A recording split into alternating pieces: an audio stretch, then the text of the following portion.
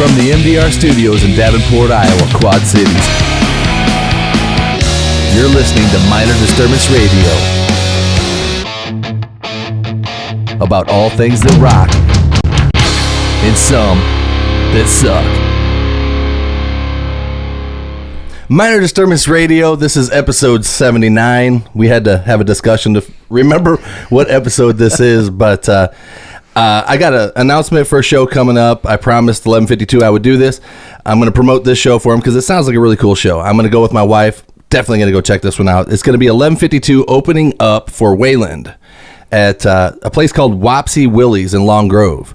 It's a brand new place, and they got a pretty nice room in there. It's pretty. I think that thing can seat like 1,000 people or something. Wow. Something crazy. And it's cool that they're having live bands. It's another place for bands to go play. So, and they're opening up for, like I said, Wayland, and that's February 3rd at Wapsie Willie's in Long Grove. So 11:52 opening up. I'll be there. I hope that everybody else is because they're a great band. I can't wait to see them, and I can't wait to see that room and hear that room. So now say the name of the band they're opening up for again. Wayland. Wayland. Yeah. Not Waylon. Not Waylon Jennings. Because he's dead, isn't he?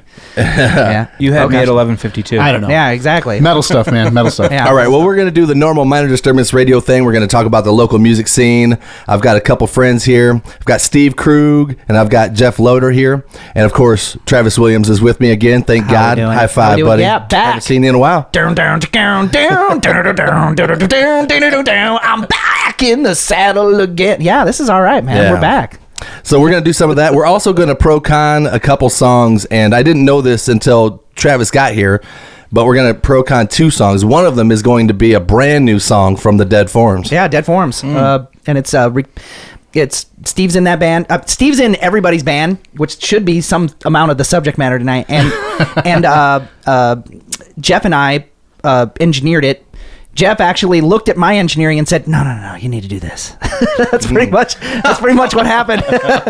Not that mic, man, and not right there. Just no. But It's actually a fun conversation. I got to produce you on guitar a little bit too, which was a lot of fun. That was cool. Yeah, that was cool. Yeah. And it was a little bit of a sad situation, but we'll get to that. We'll get to that when we get to that. Yeah, well, you said something about Steve Krug and the subject matter here, and I invited Steve on again because when we did the jam, you and I stepped outside and we talked for a few minutes, and I got to talk to you, candidly about, where you're at in the music biz and how it's going for you. And I've been watching your posts. I've been kind of stalking you, and I always say things like, because on the 97X show, I always say, when I mention Steve Krug, I mention you as one of the hardest working musicians in the area because you keep yourself very busy and you saturate your life with music. And I saw a post that you had put up, and it was like, all these things that I'm doing, and I'm still not what I want to be. And I kind of noticed that I don't know if you were starting to kind of lose morale or what was going on in your world, but I kind of wanted to key in on that because I wanted to talk to you about how you feel about the way things are going or, where you're at in your career right now. Because I know you're in The Last Glimpse. You're also in The Continuance. Are you in the... Kronos Resistor. Kronos Resistor, I'm sorry. You're in. I kind of get them bands mixed up. When there's a band that does the exact same kind of music and they have 6 different band names, it confuses me. Okay? So Kronos Resistor. Yeah. And you're doing so many different things. In The Last Glimpse, Kronos Resistor. And what else? Dead Forms. Right. So there's 3 bands. And then my solo stuff when I have time. When you have time. So, okay. yeah. So, how have you felt lately about all of these projects? Are you... Wow. On the spot. Yeah, right. I get right into this, Boom. man. Spotlight's on you. How long have you been writing bad checks? Yeah, right. No, I feel great about it in that all 3 bands are things that I really enjoy doing. We're all kind of in the same position at the moment of being in recording and writing mode. Which is kind of fun because that's my favorite part of being in an original band. Go through the motions for me then. You got, you walk into the room, you got a guitar sitting around, I'm sure. You probably don't write your songs on the piano. So you got a guitar and you guys sit down and kind of, somebody strums out some chords or they have an idea they've been working on and then somebody's like, I don't know, that kind of sucks. Or it's kind of both. It's kind of cool because usually when we're doing something, it's almost exactly the opposite. Like, for instance, like if he comes up with the initial riff, like I'll come up with some arrangement and maybe like an extra part, or if I come up with the initial riff, he'll come up with like a little arrangement and some extra parts. So like we mirror each other really, really well, and that's one of the things I love. That's cool. About That would start a fist fight. Yeah, right. At my practice. No. All right, songwriting mode. Yeah, because that's all I've been used to. You know, and I'll defer to me again. It's my show, so I want to get my feelings in. But it is weird. I thought it was. Yeah. No. Well, you know, Minority Disturbance Radio. That's me. My experience with writing has always been me doing it all myself. Yeah. And you know, that's only been by default because nobody really was around to write with me. You know, my drummer didn't. All he would do is like write something just like you know, and I'd be like, all right, thanks. You know, I don't know what to do with that. Yeah. And then so I would just create, and then the music was there before the band. And then sometimes though, every once in a while, I've been in a room where it's the guys, you know, we're at practicing these songs, and we just start off on something, and man, that felt so cool. People have asked us before, like, well, what is your songwriting process? And we literally don't have one. Like, sometimes Steve will bring a completed song in and we'll play it. Maybe we'll do some arrangement stuff, whatever. Sometimes I will bring something in. Sometimes we will sit around as an entire band and jam and make something like you're talking about. But we really just don't limit ourselves because, like, that's the enemy of creation. You know, it's the enemy of doing anything good. Yeah, I've strived in any of the stuff that I've been in to not pigeonhole it into any certain thing, you know, let the songs kind of write themselves. And if it ends up being this style or whatever, so be it, you know. You got to walk that fine line between not having structure and, you know, it might not fit in the framework of what you're doing as a band. Yeah. And so then you may or may not use it. But I think in the end, it's still better to let the song kind of develop on its own. And then afterwards, you can decide, like, well, this isn't really going to work, or this is like, or maybe we need to go this direction because this was amazing, you know. Yeah. I'm interested in people that are in the trenches, you know, that are writing songs and then playing it out a week later, you know, and feeling the crowd and all that stuff. That's the beauty of this, what we call the local scene here, you know. I don't know if people that don't go out and see bands don't realize this, but we don't have packed crowds every night.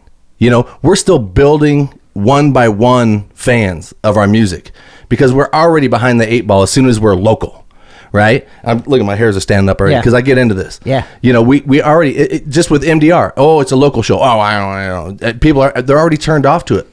But I mean, historically though, I mean, that's kind of the problem, is that there's been a quality gap between the stuff that people would buy in the stores and the stuff that you could get locally. But I think that gap is shrinking vastly. Yeah. Like it's shrinking. Sure. You can get stuff local now that sounds good, like stuff that was sometimes national. better. Sometimes absolutely. better, But I'm talking about from here. Wow. I'm talking about the songwriting.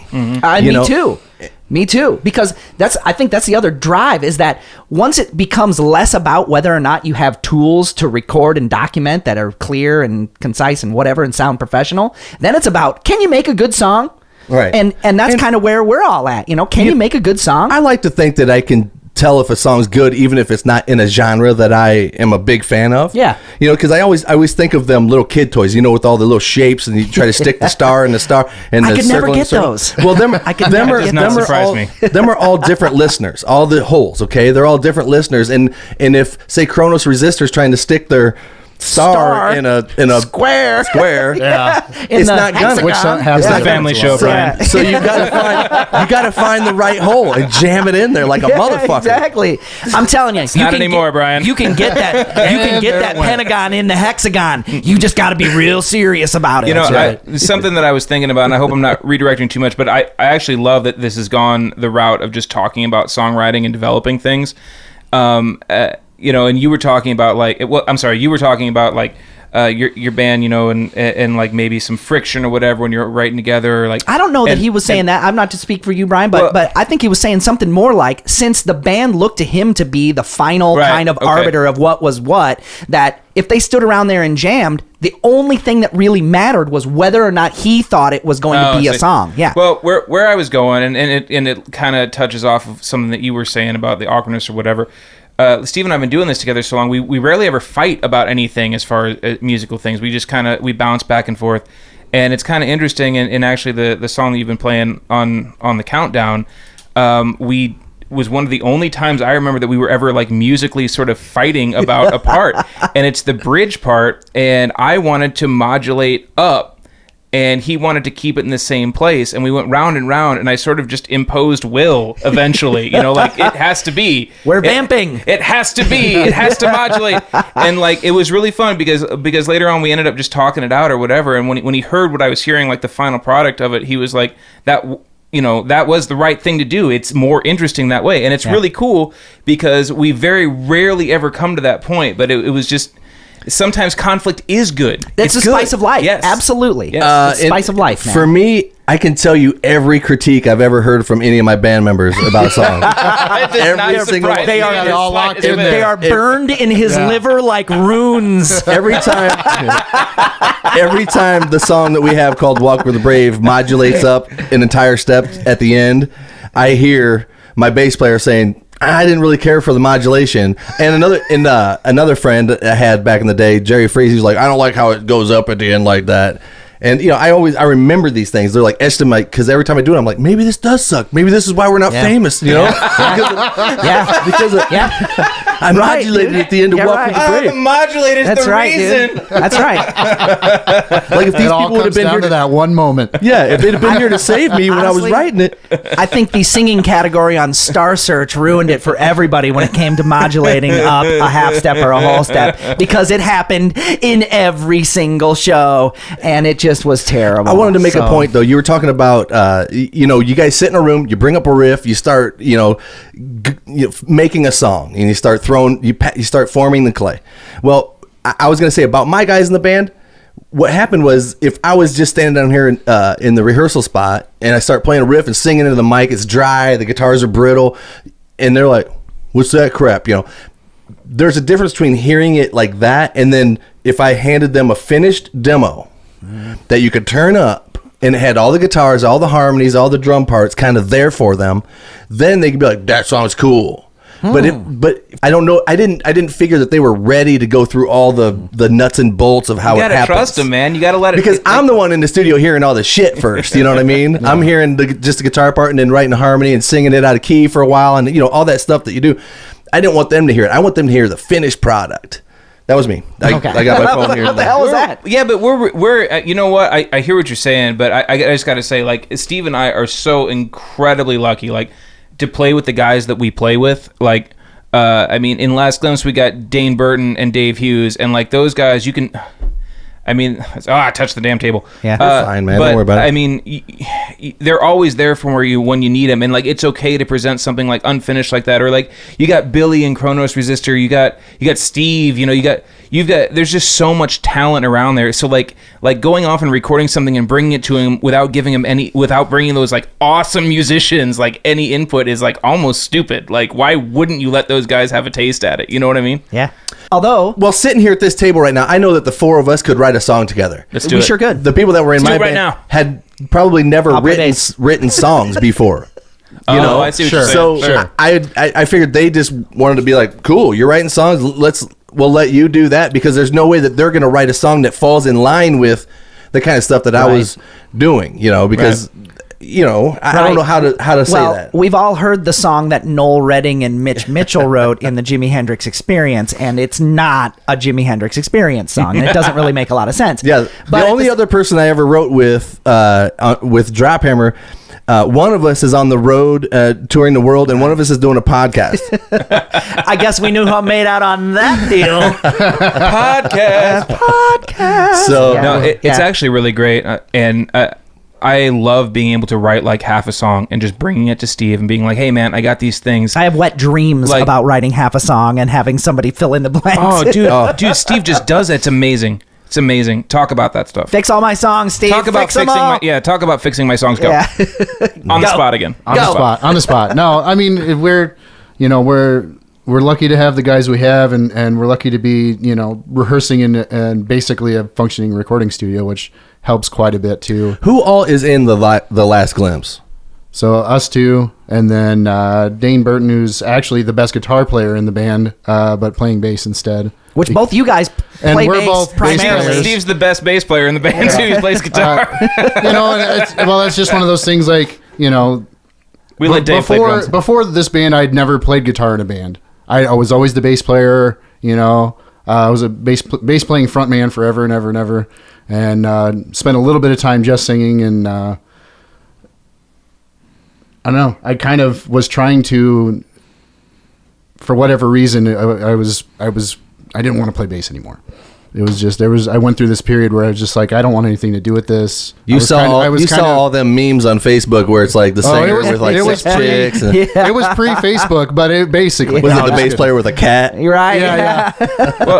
But no, I mean, the keyboardist. I definitely, and I'd always wanted to play guitar in a band anyway, and so when all the things happened that led to the creation of The Last Glimpse, like, it was just like, okay, but I want to play guitar, because I've always wanted to do that.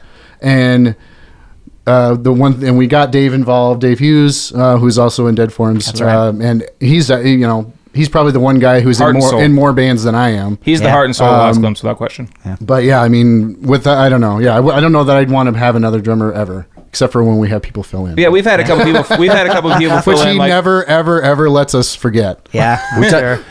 Dave Hughes is a great drummer. Yeah, without question. And we've had Justin Farley fill in, and he did an amazing job. We've had Wes Weaver fill in; he's done an amazing job. But I mean, Dave is a huge part of what makes Last Glimpse Last Glimpse. Same with Dead Forms. Same with Dead Forms. The thing about Dave is that, and it's almost a shame that he's not here. Yeah. The thing about Dave is why that isn't he? I don't know. Next episode. He is in life what a rhythm section should be when you're playing the song. Like, Dave is always there, and he's always there at the right time, and he always is there to just sort of make sure that things are moving in the right direction, in the right way, and he just has an overall kind of calming and equalizing influence. There's just something about his personality, and of course that translates into the way he plays drums. Dave is just, there's something about Dave that is glue. He's a glue-like substance. Without almost question. Like, that's Dave, man. You know what I think we need to do right now is we need to listen to Keeping Score, I think, and we can talk over it. But I do want to, I'll do the whole radio thing where I ask you about the song, and we can talk about that first, and I'll play the song. But I want the podcast listeners to hear, because some of the people that watch podcasts do not listen to the 97X show, so they're not going to hear a lot of these local bands that I play on the show unless they're on the podcast. Right. So I figure, instead of talking about it so much, why don't we show people what The Last Glimpse sounds like? Love to. And so it's very much a song we wrote as a band. Let me get you in the mood, okay? I'll say something nice about it fucking first, so that you feel inspired to say something. Not that he's annoyed with you. No, totally. Okay, so he sounds annoyed. Steve, I have been a big proponent of this song. When I do the top 10 countdown, I always tell people, hey, don't overlook some of these other bands. I know they go right to 1152 and to 3 Years Hollow and these bands, Hong Kong Sleepover, that have been in like the top 3 or 4 forever. And they're all awesome. Night Street Memory, all them bands seem to land. That band's terrible. At the terrible top. Band. You're in that band now. Yeah, that's right. He's the bass player in that band. They seem to gravitate towards them songs because they see that they win a lot, or they come in the top, and so they figure, well, I want to vote for that. I don't want to be uncool. But I always say, there's a band on there called who does 20,000, Sleep Well. Mm-hmm. Mm-hmm. Yeah, cool band. Yeah, that song smokes to me. I mean, I really like that song. It's not my favorite genre, but I feel that song, man. Mm-hmm. And these kids are writing decent songs. I always say, don't overlook, The Last Glimpse. Thank you. Don't, and I always say, when I'm playing the song, I want to say something like, Steve Krug gives a very heartfelt performance on this, and it's a good song. Don't overlook this next time, because it doesn't really come in the top. That's kind of okay with me, because a lot of the stuff that really, really inspired Steve and I, like bands like Hum and Failure, and like stuff like that, like Shiner. Most people don't know who they are. Right. I mean, and we also mix in some Smashing Pumpkins and Jimmy Eat World, but like a lot of that stuff is stuff that like you really don't get until you dive into it. It's not immediate like, wow, what a pop song, you know what I mean? So I'm kind of okay with people like maybe diving in a little bit and dissecting a little, like, hey, wait a minute, what was that? So if we're a little lower on the countdown, that's fine. We're still there, baby. Yeah. I'm okay with it. So thank you very much for helping us out. Appreciate it. That's kind of my job, is to listen to the songs. Yeah. Mm-hmm. And I guess I dive in a little bit, more than the average listener might. And maybe that's why I noticed so much about what you guys are doing in that song. Okay, so Steve, I need something from you about the song. We ended up recording that. Actually, we did a day trotter session, and we did the part of it that ends up being on their website or whatever. And then we got the rare opportunity to have the studio, and they're just like, let's do something, So Multi-track, not just straight to 2-track. Yeah. So this song was the one we decided to use for that, and that's where the recording came from. That so it was pretty interesting in that sense, because it's not how we normally would have done it. But yeah, we recorded it there. Mike Gentry was the engineer, and then I ended up taking the tracks and mixing it myself, and it was extremely liberating for me. And just the talk about songwriting, like that's a song we very much wrote as a band, and like Steve wrote the lyrics, of course, but like we put it together, we arranged it. We'd been playing it out. We had the opportunity to record it. Someone else actually engineered it, which for me was awesome. That is amazing. Right? Yeah. And then I got to mix it from a different perspective, and I really like it. I really like it. Give me one thing that you're super proud of, or something that the listener should listen for in the song that you feel really good about or you're proud of. I love the bridge section of the song. Besides the part he was talking about earlier, about that we kind of fought about and how that turned out, and then right after that, how it just goes quiet and like it just has a little guitar noodling thing going on, and it's real kind of spacey, and then we have a cool little harmony thing going on. Mm-hmm. That was your great harmony idea. And then how it just kicks back in for the last chorus, like it turned out super cool. So cool, man. And if you don't mind me asking you something, Brian, and you can cut this or use it or whatever. Oh, I like people asking me stuff. I've always wanted to be on my own show. You don't say. Maybe other people's going to interview me for a change. I sit around here, I'm like, when's MDR going to have me on? Well, my question is you've had really two very different Last Glimpse songs. I guess my question to you, Brian, is those are two so vastly different styles, and it represents the identity crisis that Last Glimpse sort of has, how did you feel about when you heard Keeping Score versus what you'd heard from us from Ashes? Was it a shock to you, or where were you at? Here's one complaint that I'd have about the Last Glimpse, okay? And I'll be 100% honest with you guys. Cool. I think that you guys have the tendency to walk out on hooks to show how cool you can orchestrate a song or organize it or do something that you wouldn't normally think you should do right there. And me as an average listener, because that's how I try to listen to stuff, is that hook going to come back? Is that hook going to do what I want it to do? Because the listener don't want to go, oh, it didn't come back there. You've got a certain amount of time to get them. And if you don't do that, they'll walk. They're not going to listen to it 25 times in a row until they finally get it. You see what I mean? So I think that especially a new band, now you got time for doing that, where you can show off on the record, but there's got to be 2 or 3 strong songs that hook now, and the hook comes back again, just like candy. If you don't give them candy, they'll walk. Sure. And I've heard you guys play your entire set. That's what I love about local shows. They won't get in your van. Yeah, I think is what my experience is. I see a lot of local. I will get in your van. I like them bills where there's a lot of different local artists on the bill, and I get to sit and watch how they write their songs and what they're doing with their hooks. And as a listener, some of them I've never heard their songs before. Now, at the end of their set, I had better be sitting there going, man, that one. I got to hear that. I got to get the CD so I can listen to that one. Or 2, whatever it is. And I watched the Last Glimpse set when it was, I believe you were on the bill. You were playing. It was like every band Dave was in. Right. Yes, the Dave Show. Yeah. I remember I listened to the whole set and featuring Dave Hughes. And I went to Travis and I think you asked me what'd you think of the Last Glimpse, and I said they're a great band. They, if I hadn't heard the songs that the couple that I've heard, it would have been detrimental, because I sat there and listened and I said, dang it, they did it again. They walked out on the hook. And to show that you could. And to me, that I know that there's bands that do that because they want to show how artsy they are. Sure. And you guys are an artsy band. But for me, I'm like, damn it, there's people in here that if you'd have done that where you needed to do it and bring it back again, sometimes you never came back to it. What I considered was the hook. See, and I guess that's the thing. In all fairness, I don't know how to write hooks. And so what interesting. I don't really think that it's. I mean, everyone knows what a hook is. Yeah, you know I know what it is, but Yeah. I've never been very good at it. So there may be a couple songs where we've done it on purpose, but I think for the most part, it's just because I honestly don't know what I'm doing. You know, Yeah. you know what, actually, I'm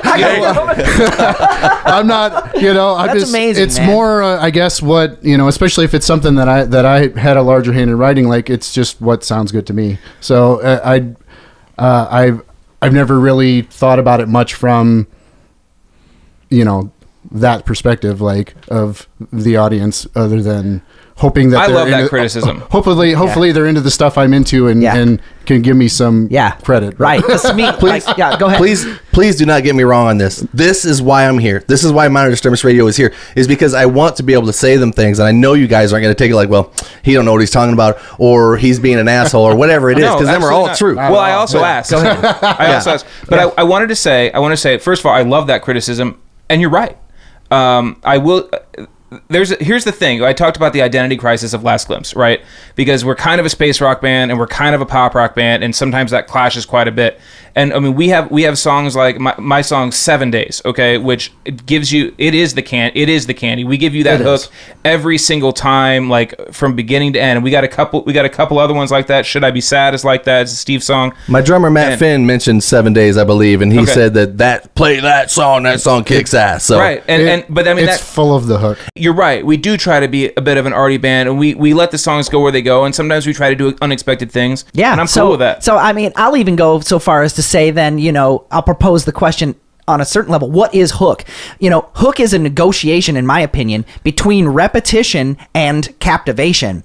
That there are some things that are so captivating on their own, you might call those like the long hook, because you can get away with doing them only once, and it only makes sense to do them once. And the idea is to leave them wanting, because it is the Right. leaving them wanting from that Right. captivation that is the hook. It's like the long hook. Whereas there's the short hook, which is really more like the tyranny of repetition. How it is that if you just keep beating somebody down with something that's got that little element to it, that gives them something and takes it away, and gives it something and takes it away, and does that over and over again, they're just going to get in your little game of peekaboo that you've got going. And that's a hook too. You know what I mean? That's a hook too. I will say this though, whereas Steve, our lack of hook is a crime of omission. For me, sometimes Brian is absolutely damn sure right. I do it. I leave you wishing you wanted it again, and I'll take you to another riff. And that criticism is so valid, and it's right. But I also feel that, like I said, on other songs, we do actually give you that. And maybe that means you got to delve into our band a little bit. Yeah. And that's also, to me, okay, because it allows us to create the art that we want to create, and also create, like an accessible part of that. That says, oh, you liked that? You liked 7 Days? Well, come listen to a couple of songs and see what you can find if you really want to listen. Yeah, there's something here. And thank you, by the way, Brian. No. I appreciate you being real honest. I love it. The beauty of songs is that they're not all just like manna from heaven. You know what I mean? Where it's just raining down on you with everything you want. Sometimes it's a journey into the dark where you got to go down into the unknown and get something valuable. And it's a little bit scary, but it's worth it. You know what I mean? That's the spice of life, man. that's awesome, man. Let's listen to this song so that I can make fun of it. All right, I'm ready. No, I just okay. So let's see if this don't crash the audio drivers. Okay, first of all, that riff had me almost immediately. To me, Steve. Yep. that's the hook. So much here that's wrong. Very heartfelt. I know So this is the one that you recorded all this time with Mike Gentry Yes. at. Okay. Yes. Okay. we should let go. Yeah, I mean it's definitely people. A song about people realizing that things aren't going to work. Right here, guys. Right there. There's your hook. And it comes back enough times for me.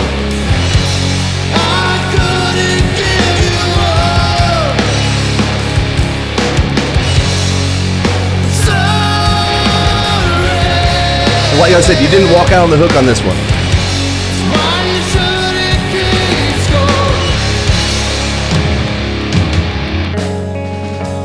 Making this so hard, there's really no fault in embracing failure. Want to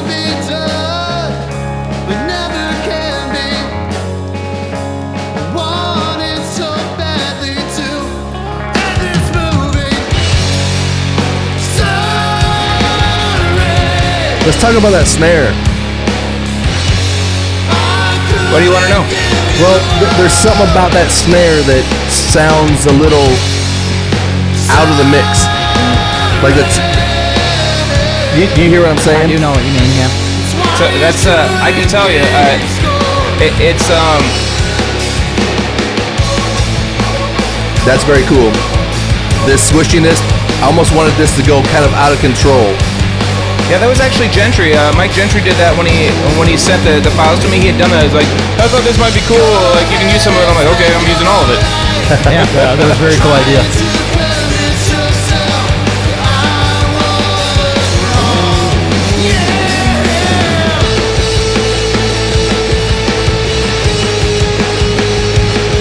Is this a solo? Sure. We're not like a big shreddy band, so yeah, it's a bit of a solo. I love this part. This is my favorite part of the whole song. The way that it builds back up into the hook, and the harmony part that Steve wrote. I just love it.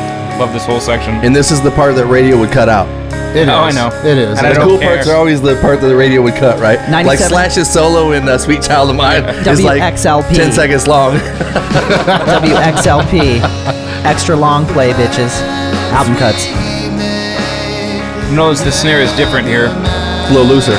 It's more room sound. Yeah, Like, so exactly. I can explain it More to you ambient. when we get to the end of it. I'll explain to you what I did with mixed decisions and why it is the way it is.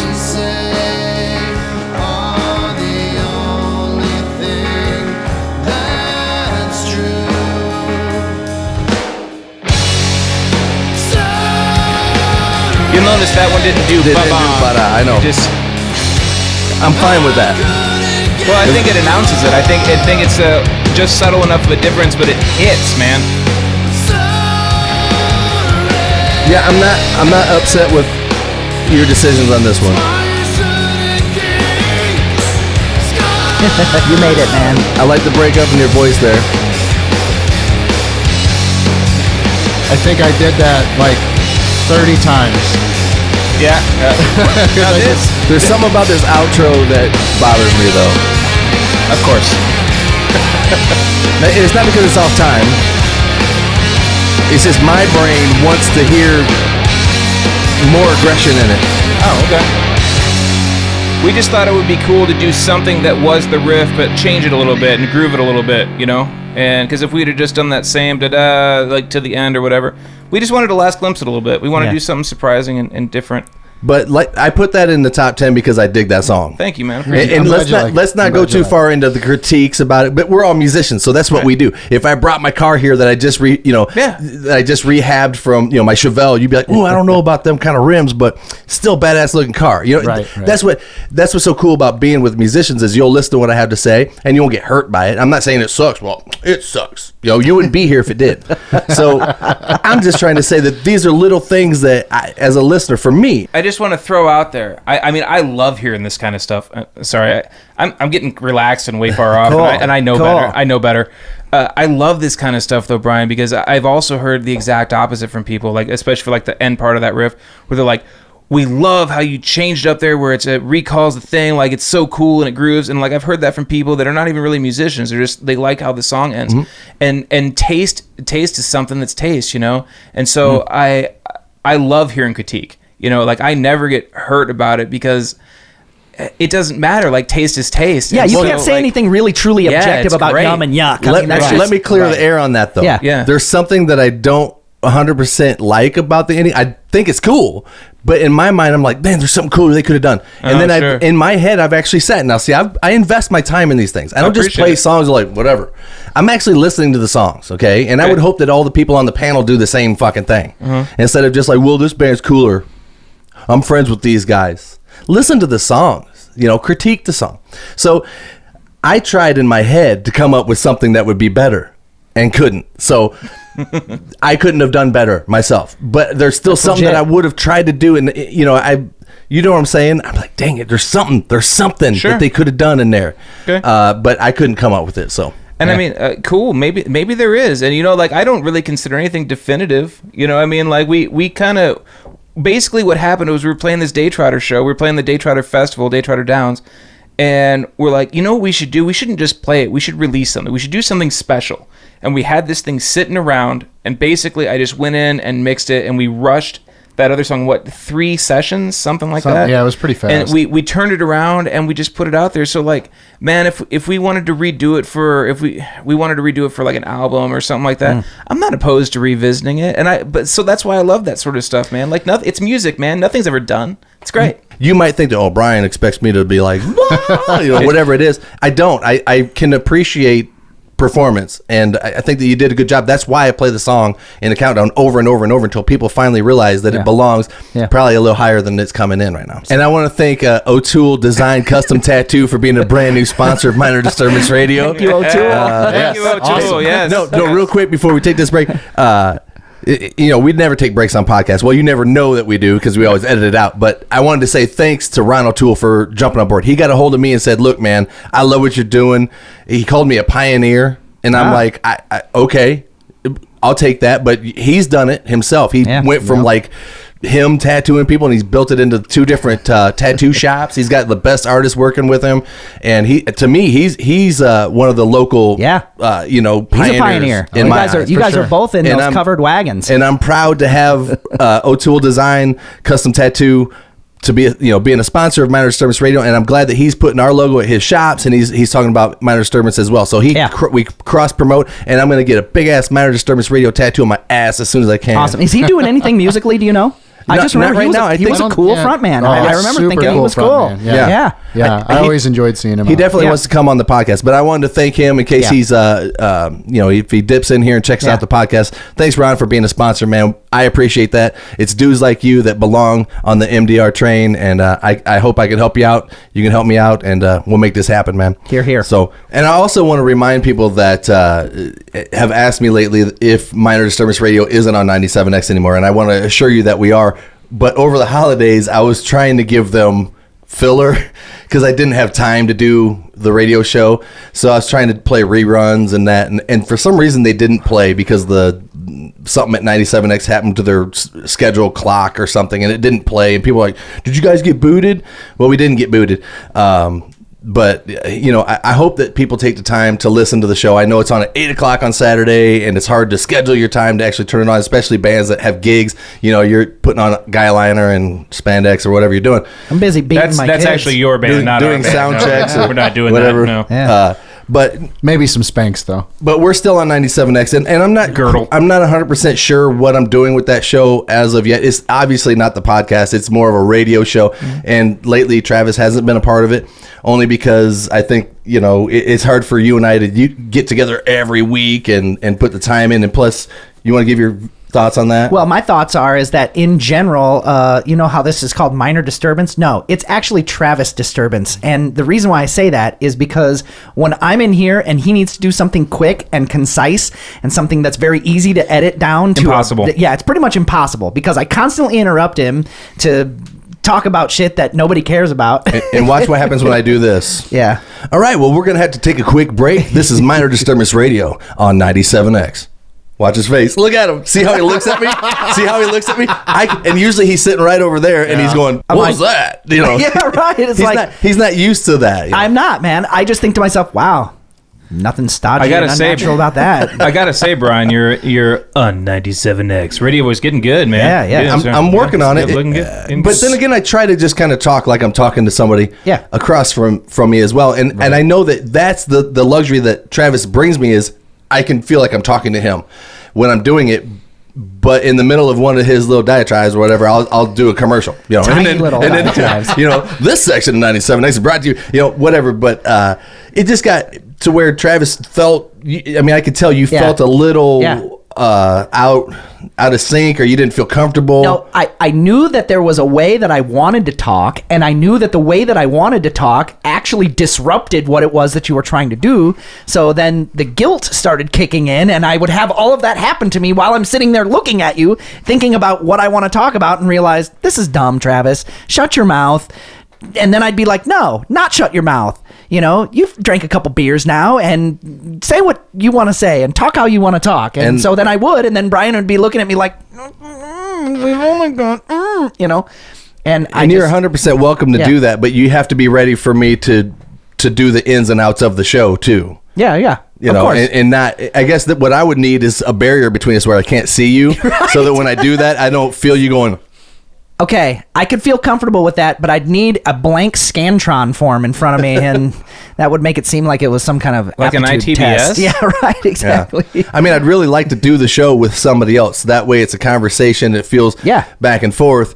But I can pull it off myself, and I think that I'm getting better at that. But like I said, I've got all these thoughts going on as far as, you know, because I'm the local ambassador now or whatever. They've made me the local, what do they call it? The authority. The local rock. And I'm like, I don't know, man. I don't know. I want to be able to play whatever I want. In some shows, I'll play national stuff. I won't play anything but the top 3 of local stuff. And I'm still trying to find my home on 97X as far as what I want to do. I don't want to be a DJ, but I also don't think that the podcast format fits on 97X. It really doesn't. So I was really excited when you first talked about doing the radio show on 97X. I was really excited about the idea of it because I thought here would be kind of a way that you could almost do like a case study on local music, you know, like where you could compare it to some music that people are familiar with to kind of talk about the aspects of it and talk about the attributes of it. But that's a pretty Herculean task to do one of those every single week. Yeah. You know, how would you do that? I don't know. It's like a I lot said, of work. It's more still work trying than to we can figure put it in out. and not get paid. But no. So Now I've covered that. Yes, Minor Disturbance Radio is still on 97X, and I will have a top 10 countdown show tomorrow for Saturday night, and no one will know because this podcast won't be out until after that. So Right. we go back and forth into the future. You will and the have past. already heard it. Yeah, that's all right, man. This may be self-serving, but if you want someone to have a conversation with and glare at, I mean, I'll come be conversated at and glared at anytime you want on 97X. Bring me Jeff in. Loder's applying for a Yeah, job. I'm in. I'm applying right now. All right. I'm putting it on the table there, Travis. Come at me. Oh, if he's showing up, I'm showing up. Yeah. That's all. See, here we go. Thunderdome. Yeah, Thunderdome. Yeah, 2 men enter.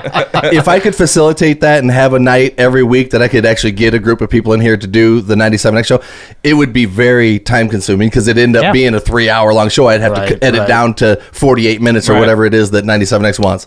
And, you know, that would be a daunting task for me. It'd almost be like doing a podcast every week. Right. And that's what we're running into. So I could just take a day where I can just cut the show myself. Oh, sure, yeah. And also, Dwyer's been pushing me to do live.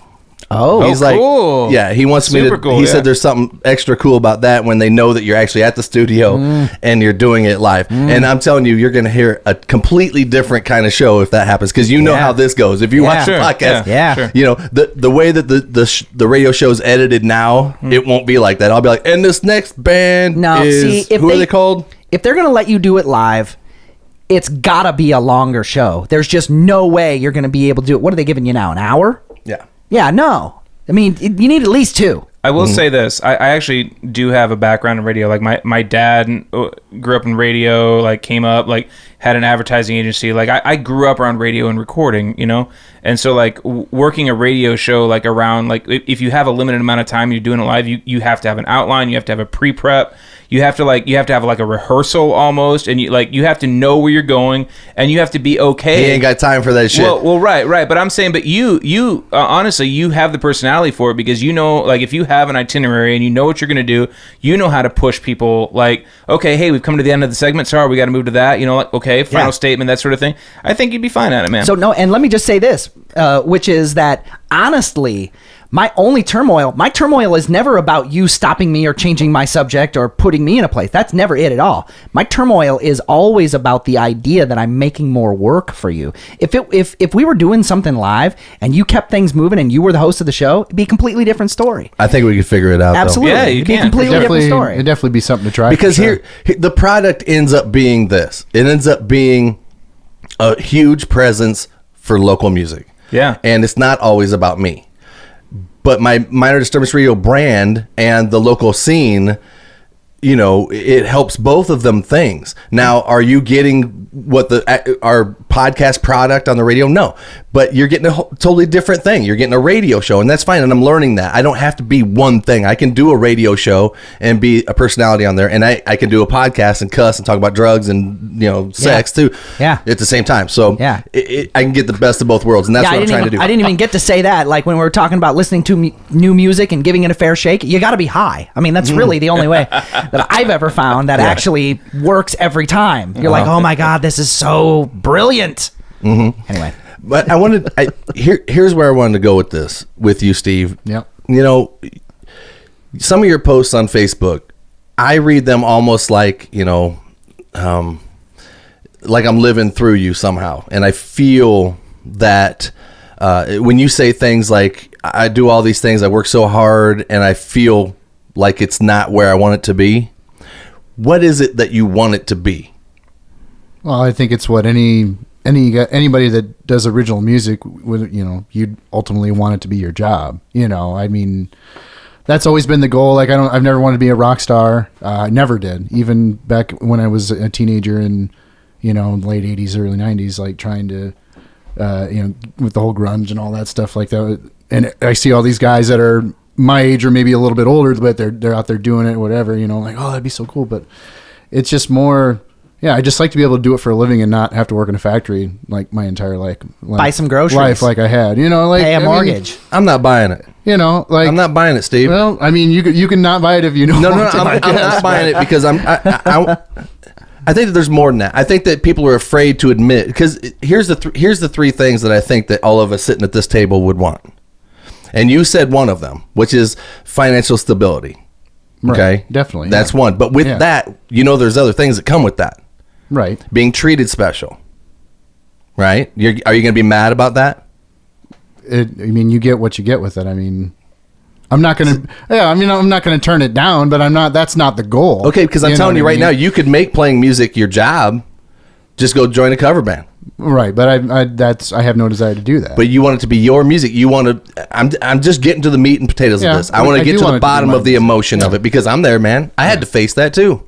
I'm brave enough in my mind to admit I wanted money, I wanted fucking power, and I wanted pussy. And that's everything that I wanted. I wanted to be treated special. I wanted to feel like I proved to all them assholes I went to high school with that I'm the cool kid, right? That's kind of what everybody tries to do, because we're all fucked up in a way. We all have something in our past or something about our psyche and insecurity that we want to overcome and, like, you know, traject ourselves over everything so that we could look down and go like, yeah, see, I'm the cool one, right? Is there anything about you inside of you that feels that way? No. So No, yeah, not I was at gonna all. say, no, Not I at mean, all. No, it's like, it's more for me. I mean, this guy all the way, Jeff all the way. No, it's more He's like, not wrong. like, okay, so if I've been, you know, I've been playing guitar since I was 12 and like playing in bars since I was 14, you know, and I'm 41, you know, and I don't know, I guess you start thinking about, it's like, well, if I've been given this ability or whatever, like, is it all this is for me to like play at a couple local bars? And, you know, I mean, it's fun, you know, don't get me wrong, but I feel like there's got to be something more, you know what I mean? And What is the more? That's what I want to know. the more is just to not, like I said, to not have to like risk getting my hands cut off every day at a job that I don't really want to do, but it pays well. Okay, how much would you have know? to make a year for you to quit that job and become a musician? Then I'd be revealing what I make a year. But, No, I'm just saying. What? No, you don't, because I bet you would take half of what you make. well, no, I really couldn't at this point. I mean, I have a wife, I have 3 kids, one in college and one's going to be in college in the fall, you know. I mean, I have to be realistic about it. And plus then I'd have to pay for insurance. You know, I mean, all these adult things that you don't have to think about when you're young and out there trying to do it. So, Well- I mean, I'd say probably if I could make 70, 80 grand a year, that'd be enough. And to me, that's not, I don't feel like that's unreasonable. You know, I'm not trying to make like 500 grand a year or $1 million a year like some of these, you know, All right. rock stars. All right, so I got a different 3 list, and see what you think of this 3 list. Okay. Financial stability, Yeah, that's definitely one. interpersonal connections, right? finding yourself connected to other people, and meaning and satisfaction. Meaning and fulfillment. How about those? What do you think Captain of those? Spiritual over here. What do you think of those? I'd say 2 out of the 3. I mean, Yeah. I would say I'm not shocker. I'm not really a people person. So that part of it, I try to be, but I'm not. I don't know if it's just that maybe that stems from my shyness I've had for my whole life, but I'm fine being like kind of a homebody when I'm not doing music. Like, it's cool to be at home with like my wife and kids and just kind of chilling, Well, I didn't say like you were going to be like the life of a party. No, anymore. I know, I'm but saying, I know what you mean. I'm saying if that means that you find one person that you can stand and that you can be around them and they understand you, and that there's something about the production of music that actually informs that relationship, like they learn things from you that they couldn't otherwise know through the production of your music. I mean, that could be part of that too. So I hope you're not ruling that out. I'm not saying that it should be that thing. I'm just saying that I hope you're not ruling that out. Yeah. Like if you write a song lyric or something like that, especially if it's something that you're particularly vulnerable about, it would be very comforting to know that there's at least one person in the world that isn't going to try to fucking crush you with that information that you've revealed. Are we talking about wives? Maybe. Okay, because I just want to say that Yes. when I listed pussy, that was just an all-encompassing thing. That's the whole, the world is yours now. I mean, look at David Lee Yeah, Roth, okay? right.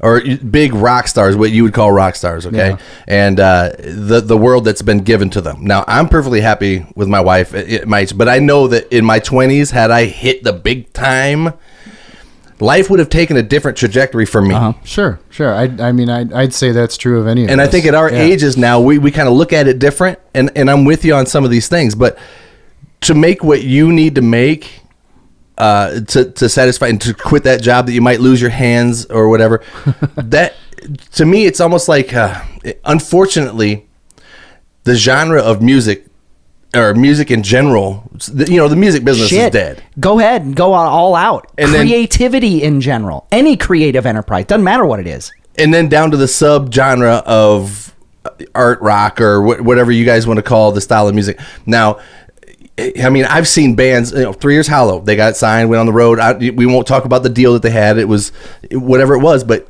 I asked them the same question. How many downloads or how many CDs would you have to sell for each one of you to make $100,000? Mm-hmm. And it was astronomical. Yeah, it's ridiculous. It is. Those deals Agreed. are terrible. It would literally be like a platinum record. Right. Yeah. Right. So, I mean, these things that we look at this way, I mean, they all came off the road probably with, in debt. Yeah. Yeah. And that's now. I mean, that's just the way it is now. Mm-hmm. Yeah, well, and it kind of always was the way it was, because even when the music business was still flourishing, because recorded music was copyright protected by the fact that the mediums weren't very copyable, you didn't have digital transfers that sounded really great. The deals and the contracts were so bad for the artists, they didn't make any money anyway. You had to be so unbelievably, ungodly, wildly successful before you would ever see anything. I mean, Final question awful. on this subject, and then we'll move on. We'll do the pro con on these songs. I'm trying to get to the bottom of where we're at here, because I want it for you too, man. I do. I want it for both of you guys. I want it for everybody in this room. Yeah. I'm done with that. I know it's not going to be something that's even plausible to think about for me anymore. But, you're still out there in the trenches. I mean, what's your fucking business plan? I mean, what is your plan? Do you sit and think about the next moves of how to get there? Because if you're not, you're treading water. Right. Are you just writing songs just to say, like, I hope something hits? No, I mean, that's if you're doing that, unless you know somebody, and even then it doesn't necessarily matter. It's never going to happen. I see how you're looking at me. I mean, I can sense something from you that you're like, almost like, man, he's way coming from an angle that hurts a little bit. And I'm just not for him. Okay. No, for him, you guys are like fucking on the wavelength. I mean, Look, man, I've been holding back. Like, I have a lot to say, and I want Steve to talk, but I have a lot to say. Jeff is highly conscientious, highly industrious. Sorry if I misread that. It's just sometimes when somebody looks at me like out of the side. No, I am literally just trying to shut the fuck up over here. That's literally what I'm trying to do. Is because I have a tendency to which is a overtalk. rare thing for this guy. All right, well, you guys are probably let me ask you, Jeff. You guys should just go down on each other at this point. let me ask you this: Is it attainable? Is it attainable? Doing what we're doing right now? Yeah. No way. So what would you tweak to make it plausible? Okay. First of all, I got to go back a little bit. All right. And Steve is absolutely Steve is absolutely an artist. Okay. He is a guy that just creates to create. It's amazing. I've never met a guy in my personal, like in my circle, that is such a prolific songwriter, good or bad. He just outputs, and it's amazing. Okay. So when you were talking to him earlier about, like, you know, do you do this for, you know, these reasons? And he says, no, I just do it because I want to do it. Like, that is the most honest answer you will ever hear from the most honest guy. I believe him now. Right. Thank you. But I wanted to put him through the grinder, though. I wanted to put you through the grinder This is to why see you if there's find any. social interaction so fucking exhausting. And this is why I love this podcast, is because I want to be able to do that and see who the person really is, and I want the listeners and the viewers to know too. And so when he was kind of jokingly pointing at me, like I was agreeing with you, I only half, maybe 10 years ago, Jeff wants all those things. I certainly do a lot. I do a lot of things because I do have a bit of a chip on my shoulder. All right, I want people to understand. Maybe I'm not the best guitar player in the world. Maybe I'm not the best singer. Maybe I'm not. But like there's a sum of my parts that's good, and I want people to know that it's good. All right. So then on that, I'm on the same page. Respect. Respect and appreciation. A little respect. I would like some respect, and maybe I do or don't deserve it, but I want it. All right. The analogy, though, here is power versus fulfillment. And that's why I said the few things I said. Fulfillment is also something I certainly want, too, because I definitely just create to create. As I've gotten older, that whole respect thing has gotten less important. And that's been part of the reason I think why Steve and I have been able to write and create and just do whatever the hell we want. But to answer your question, what would I tweak? It's a matter of focus, okay? Like, and again, it goes back to the identity crisis of The Last Glimpse, okay? If we really, really wanted to make it a business, like Steve and I can write pop songs. I'm telling you right now, we can write pop songs.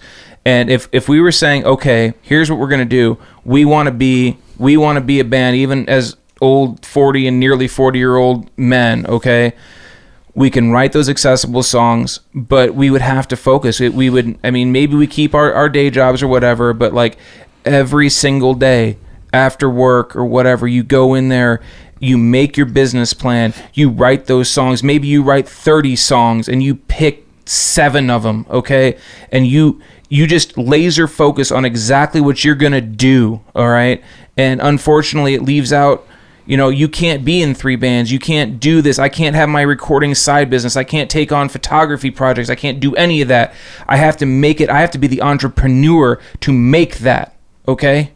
And that's what it would take. And even at that point, then you have to find band members that maybe they're interchangeable. Like we were just talking in the break about how important I think that all 4 members of The Last Glimpse are to what The Last Glimpse is. Well, now you got to throw that out the window because you can't count on those 4 guys to have that same laser focused goal, right? So now you're going to say, okay, well, Steve and I are the business. All right. And we're going to write these things and we're going to bring in these guys and we're going to do this thing. And, you know, you got to take time. You have to plan it. You go on tour. You got to play to nobodies. You got to, you know, or not nobodies. You got to play to nobody. And you got to like build the thing. And you just have to be laser focused on that one thing.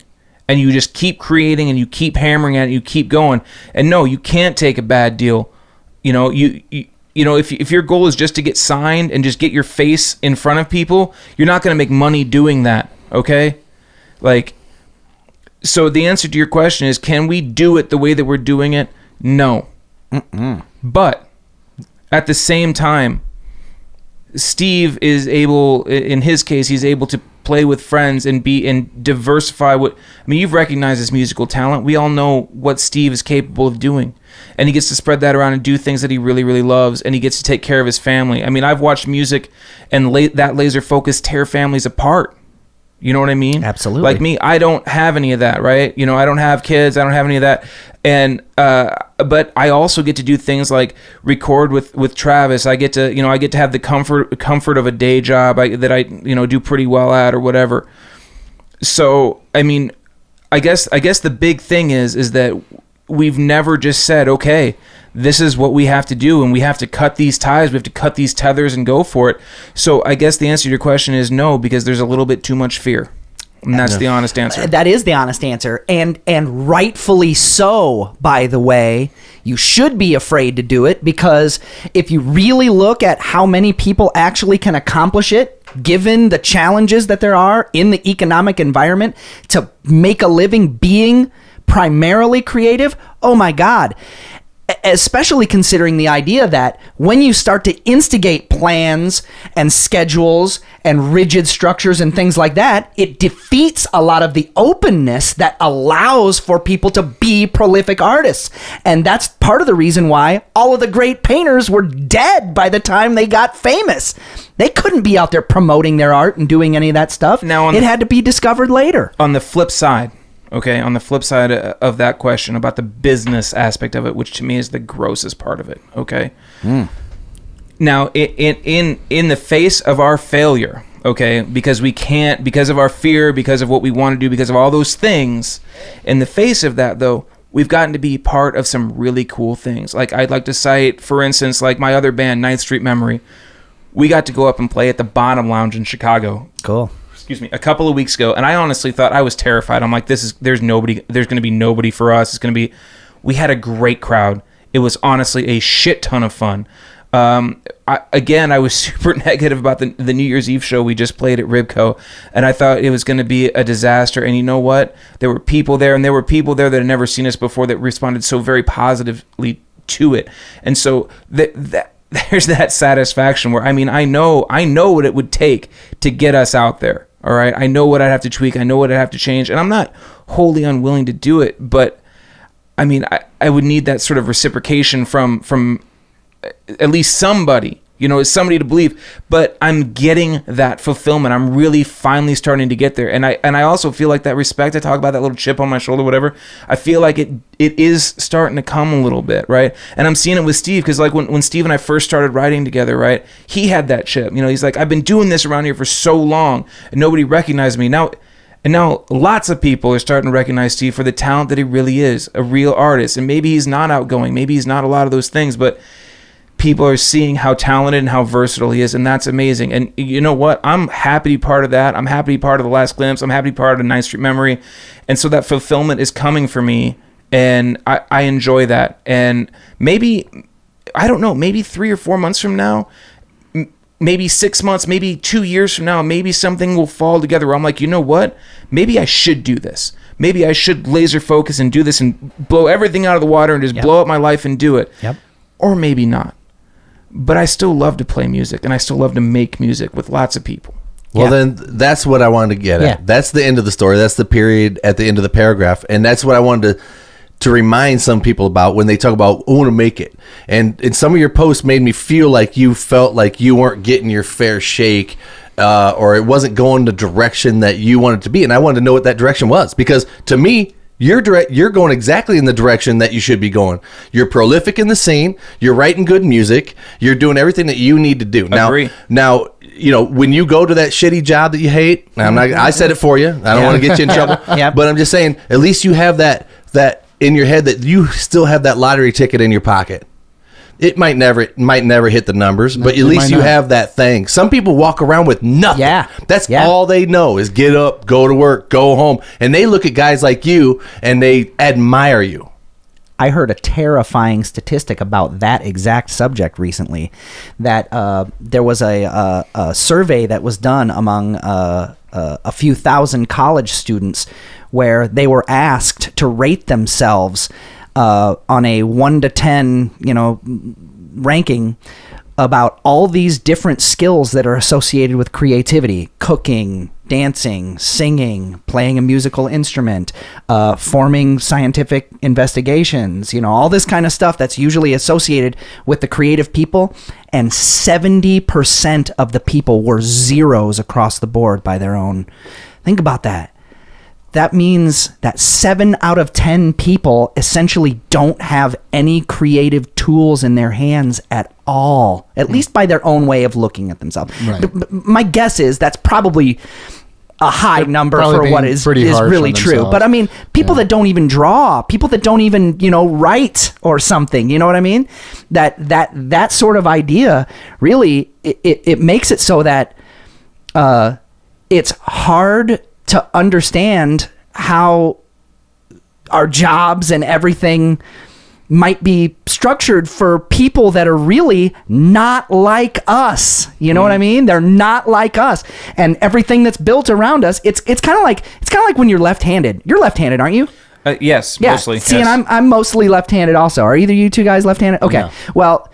No, we're not. Jeff and I, We're normal Jeff and I, people. when we got, I was gonna say it. when we went to kindergarten, they gave us a fucked up set of scissors. All right, Yeah. you know, and there was like, I remember there was like 2 of them. and there was like 2 of them. Exactly. They're terrible. They're half And they were broken. They're awful. dull. Yeah, Yes, dude. I remember. I mean, they weren't even dangerous looking. That was the thing that was really my bitch about it, is that at least the right-handed scissors had a sharp point on Right. at least Yours one had- of the parts. yours had the But nubs. no, they were Yeah. like, no, For special people. The lefties are fucking dangerous, man. You got to prevent them from having anything even vaguely sharp, you know. But I mean, speaking to that point, you know, The hell are you talking about? I'm talking about working a shitty job. I'm just right? listening, man. I love it. I'm talking about working a I shitty love to let them roll. I'm talking about working a shitty job. Yeah. When you go there and you do all this stuff, like the real complaint that you have is that there's still this imposed amount of order that you know is fucking up your whole flow. I mean, you know it's true, dude. You gotta trade it in order to be able to play the game and get the stuff that's nice. I mean, a roof over your head, clothes on your back, heat coming out of the little fucking holes that are in the wall or whatever, you know what I mean? So you don't freeze your ass off. Kids Living- that don't hate you because you neglected them. A wife that doesn't think you're a layabout fucking, you know, ne'er Living well in a or whatever. van and on tour is a young man's game. It really is. Absolutely. It really is. Well, Absolutely. you know, and I've thought about that also lately. Like it's not even so much about your ability to deal with being cramped up in a van, you know, like your flexibility or whatever, your youthfulness. Like it's just about the lack of responsibilities. Totally. You know, Can I 'Cause inter- Totally. That's where what it is. all of That's my the- stuff is. It's but just that's the trade-off. all the responsibilities. Like We done hijacked your show, I man. know. I don't care. That's the trade. That's the trade-off. No, I understand completely. Yeah. That's what my point is when I ask you, what would you tweak? I knew that there's going to be some hurt and there's going to be some cutting ties. And very few people are willing to be uncomfortable. Right. But where you're at, you still get to be comfortable. You still get to run back to that security and then venture out like, but I want to be this. And let me tell you something about being that. Being that doesn't guarantee your income for very long.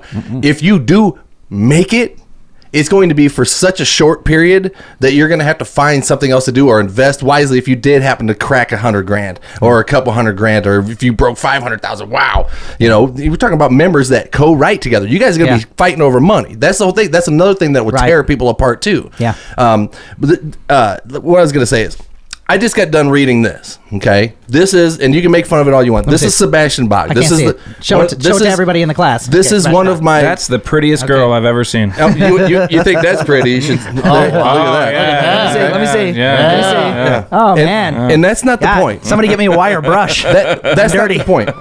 That's not the point. The point is this. Yeah, you'd fuck that. I know you would. I'd peel those But gold we're talking lame about. fucking Give me a pants off second. him like a. Give me a second, Trav.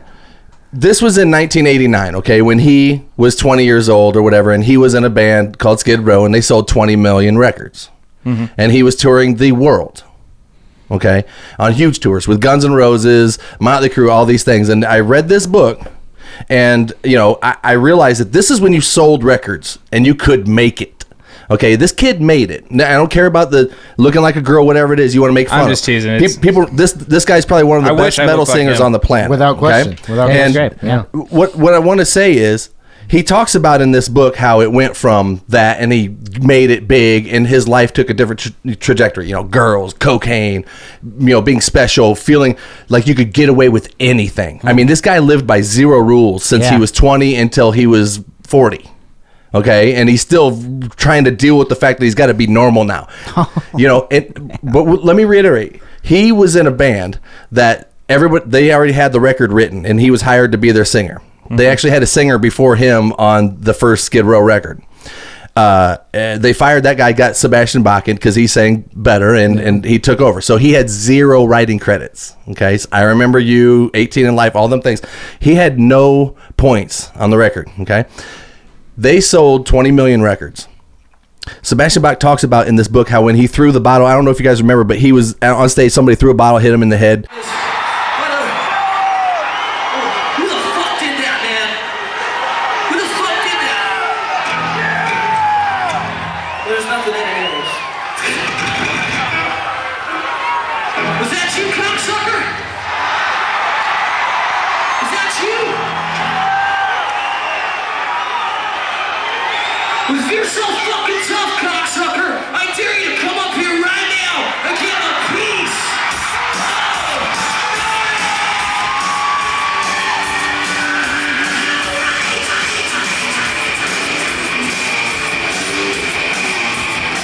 He got pissed off, went up to the edge, took the bottle and threw it into the crowd to try to hit the guy back in the face. This is when they were playing arenas, I mean sold out arenas.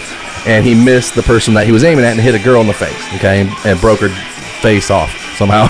And then he jumped in, heels down, into the audience to fight this guy. And he kicked the girl, another person in the face and broke their jaw. And he's fighting everybody in the audience now because he's coked out of his mind, big rock star or whatever. He thinks that and the security guards jump in right after him, pull him back out. Okay, so after this, he gets arrested and he gets sued.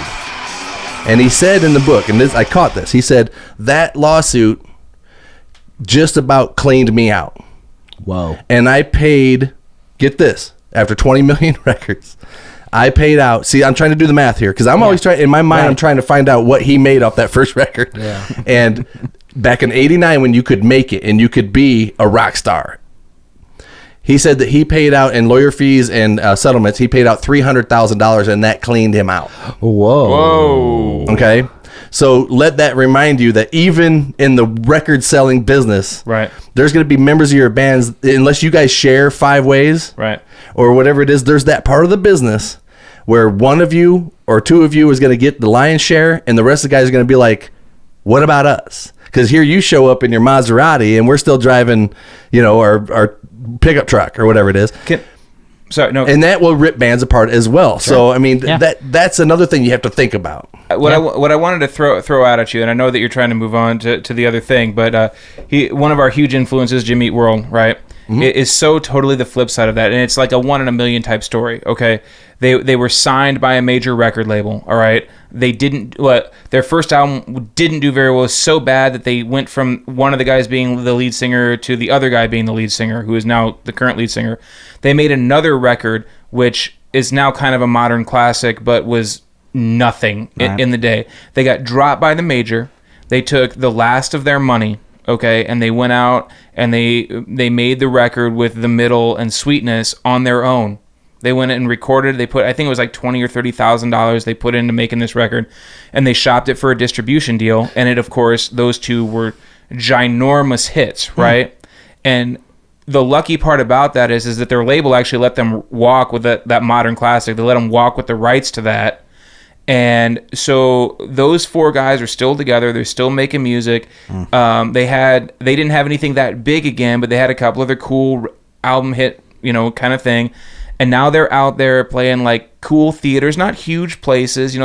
They go to Europe like a lot of American bands do, and they play to big festivals or whatever. But here in the States, they play to like theaters or whatever. And I mean, to me, like if I was dreaming, like what would be the perfect thing for me, that would be it. And that's part of the reason I still like do a recording studio and why I still try to like do that, because like in a perfect world for me, like I can go and say, okay, I'm going to make this record that I really believe in, and I'm going to go shop it, and somebody's going to find it, and we get those big things, but everything's ours. There's no producers taking points. There's no record companies taking points. There's nothing. It's all ours. Yeah. And that has allowed that band to continue to be the original 4 members, and none of them had huge problems or whatever, which is also sort of fortunate.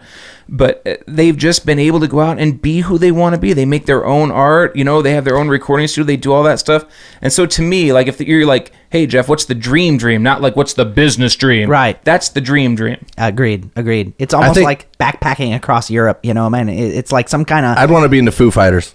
Oh, Okay, fine. All right, Yeah. all right. Or Yeah. also, yeah. Absolutely I'd nothing wanna wrong be the with Foo that either, Fighters. yeah. To be fair, though, that's basically the same thing because Dave, I mean, Let's because do he, the record in my garage. right. Well, Yeah. but he had Set it that up. money. Yeah. He had that money, even though he was the drummer or whatever. But he had that money, and so he was able. Everything after that, he was able to finance himself, and he had those contacts, and so Right. like all of those, he was able to do that because he didn't have to give those big chunks away. I love because the he owned all documentary the rights. on Netflix about the Foo Fighters. Yeah, The- so good. Yeah. It's wonderful. Yeah, that's a great. If you want to know about the business and how it was that Right. way, and he fired members that were his best friends. He was kind of a jerk. Yeah. He admitted it. He's like, I was full of myself sometimes and whatever. But anyway, let me finish up on that Skid Row thing. Though. Yeah, sure, The sure. second record they put out, "Slave to the Grind," debuted at #1 on the Billboard. Okay, and they're on tour with Guns N' Roses, big huge tour. And when they got done with the tour, they all got with their management and they were expecting their big checks. And come to find out, the management, well, here's your bill, here's your bill, here's your bill, and here's your bill. And they were in debt at the end of the tour on Slave to the Whoa. Grind because they decided that they wanted to have pyro in their show and all these things. And they said, oh, by the way, Butthole, remember when we were putting the show together? I said, you guys might not want to take that on tour with you. It's a different time now. And they're like, every time that you pop one of them, it's $3,000, hon. You know what I mean? Yeah. If you want to have the big pyro show, that's cutting right into your profit, man. Damn. And the managers don't care because they get paid off the top of the gross. Right. Right. So they don't care about the net, And at the end of the tour, like, well, you owe us $50,000. You owe, it's such a kill. That business, I'm telling you, after reading that book, I've read a ton of books. I'd love to read about these guys that get into the business and it I didn't chews know them that up you and could spits read. them out. I figured it out. Well, I got it on audible.com. Okay. There it is. I know it. I know it. He followed along with the bookmark. That's right. And, The truth comes out. oh, this is a good part right here. If I can ask, I'm sorry, I who couldn't- I was the couldn't- I member couldn't help myself. of Skid Row that made all the money then? It would be Rachel Bolin and Snake Snake Sabo. Sabo. Rachel David. Bolin wrote most of it. Really? Rachel Yeah. Bolin did, really? The bass huh? player, yeah. Yeah, right. Interesting. Yeah, make fun of us again. Now, wasn't he also the drummer for Alice in Chains? No, he was not. No, okay, that's all right, not the same all guy. right, okay. But let's pro-con this new band, for guys. sure. All right. One of the cool things about doing a show like this is people approach me about, hey, check out my music, and sometimes they don't come forth and say it's their music. They just say, hey, a buddy of mine said I should show you this music. Okay. I have this friend, and he's got a band. It's from a friend. That's usually what happens. Okay. And they say, hey, a buddy of mine said I should, show you this song, see what you think. And I'm like, man, I better tread lightly here because I don't know if it's his band or whose band it is, but I'm just going to say what I want to say. And this band that we're going to pro-con, obviously, they have a style or a vocal style in the music that I'm not a big fan of. And I just want to say before we play the song that I don't like scream vocals. I don't like the monster vocals. I think that they're just as cliche as like a high scream in 1989, okay? Or anything like that. I think they're kind of cliche now and they're kind of overdone. It's kind of old to me. You're talking to a guy who, whenever a metal guy says like, "Oh, I'm recording clean vocals," I mean, "Oh, you mean singing?" Yeah, right. And then they get all crazy mad at me, and it was Right. like, But they also have a clean vocalist. Anyway, the band is called Saint October, and the song is called Anchors. And we'll play this song. And by the way, when this guy brought the song to me, I immediately was like, I don't like them kind of vocals. And he's like, well, that's my band. I was like, shit. Well, I don't like them kind of vocals. And then he's like, well, I'm the singer. I'm like, what? Shit. And I don't like your vocals. Well, here's I the gotta deal, clarify? man. I'm older and like, hey, everybody likes different stuff. Yeah, And just yeah. because I don't like that type of vocal, but I'll still listen to the song and I'll critique the song for what Open it mind. is. Okay. yeah, One me and too, open man. minds. Sometimes Okay, I dig sure. it. Let's I'll do it. admit it. Yeah. All right. I've actually gotten into that Sucks. more as I've gotten older, which is odd. Well, you Okay. hung out with Jake The- Gregory. I mean, well, even before that, like I don't know. I went through a phase where I absolutely hated metal altogether. Like I was Yeah, just you were tired done of it. with You it. know Me what I too. mean? And then I started kind of getting back into it, and it's weird. Like I don't know if it's because I've done a little bit of the screaming stuff now myself, and so I kind of appreciate how That's what it is. hard it is. that's exactly what it is. I'm starting to grow into it. Yeah. But I'm not sure that your idea of metal and my idea of metal are the same, though. well, yes and no. Yes and no. I mean, They're both cold when you put them up your butt. well, there is that. There why is does it that. always got to be about you putting something in your butt, Because Travis? that's all there is. man. To that point, I will say one of my favorite bands now of all time is out of Chicago. They're a band called Sweet Cobra, and they don't have scream vocals. They sort of have like that shouty, like rah rah rah rah, right? And they're only a 3-piece, and like maybe the heaviest 3-piece I've ever heard in my whole life. They are really good. And it's so good. But and when that's you- not my style of music though, but I still love it. Right, but okay, well, let's play this fucking Here we go. song. So what's the name of the song? Say the name of the The goddamn name of the song is Anchors, and the name of the band is Saint October, and they're brand new. And here we go. Hate it. I'm just kidding. Sucks. Oh, I got to have it plugged in. I was gonna say, it's sure taking a while to get man, going there. Wow. This There we intro go. is really... I don't know who unplugged my shit, but Oh, there it is. okay.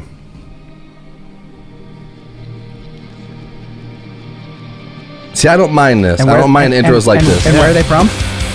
I want to say that they're from like Princeton. Okay. This was recorded at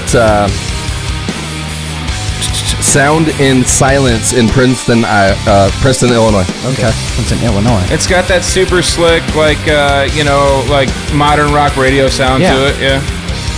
There's something pretty brittle in the hi-hats. You Yeah. can tell the drums are fake. Little phasing issue there. And when that vocal hit, when I first heard it, I was like, nope. I noticed that they put the lyrics on the screen in the video. Yeah. That's kind of a thing wait. nowadays. Lyric videos. Wait.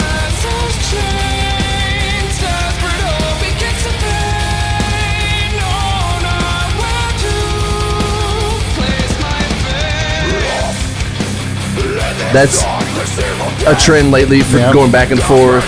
And that was a female singing. Okay. Okay. Her name is Monica Wilson. That dirty vocal is Dustin Liebert or Liebert.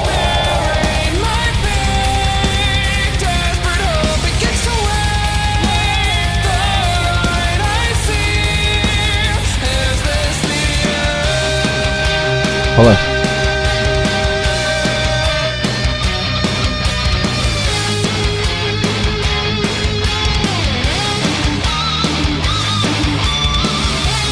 Reminds me of Tourniquet.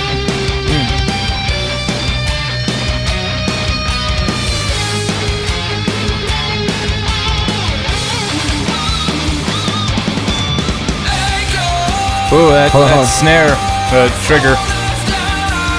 That's a girl singing.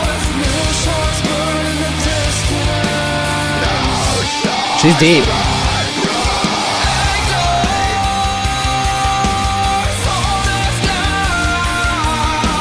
Vibrato. Well, she sounds very alto. Yeah. Yeah. Yeah. See, I don't understand what's going on here. To me, this is a waste of time. Yeah. It also really exposes the. Very chopped. Yeah. Yep. It also really It'd be really exposes hard the to virtual guitars. yeah, it'd be really hard to pull that off live and have it be that clean. I would take this out.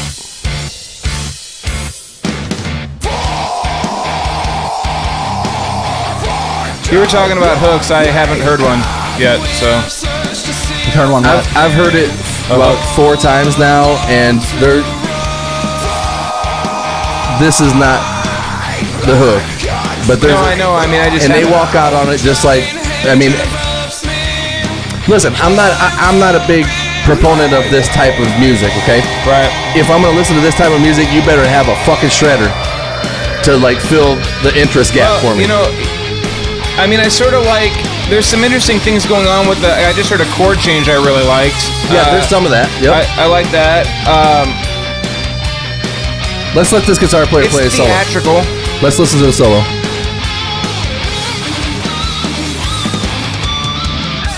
Squealies. You have to go like this.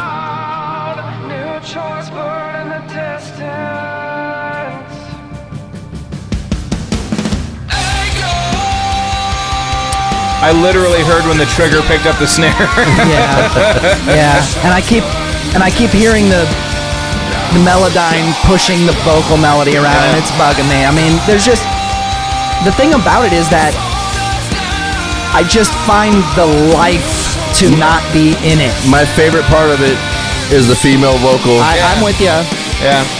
And I could tell that whoever wrote the riff obviously is talented. Yeah. And they're good at putting riffs together and putting interesting moves in it. I'd like to throw out. It sounds young to me.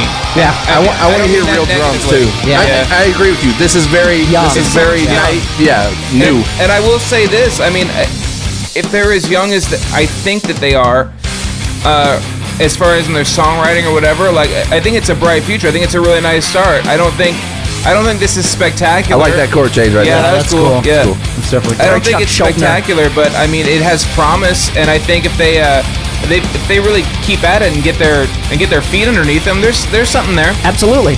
I totally agree.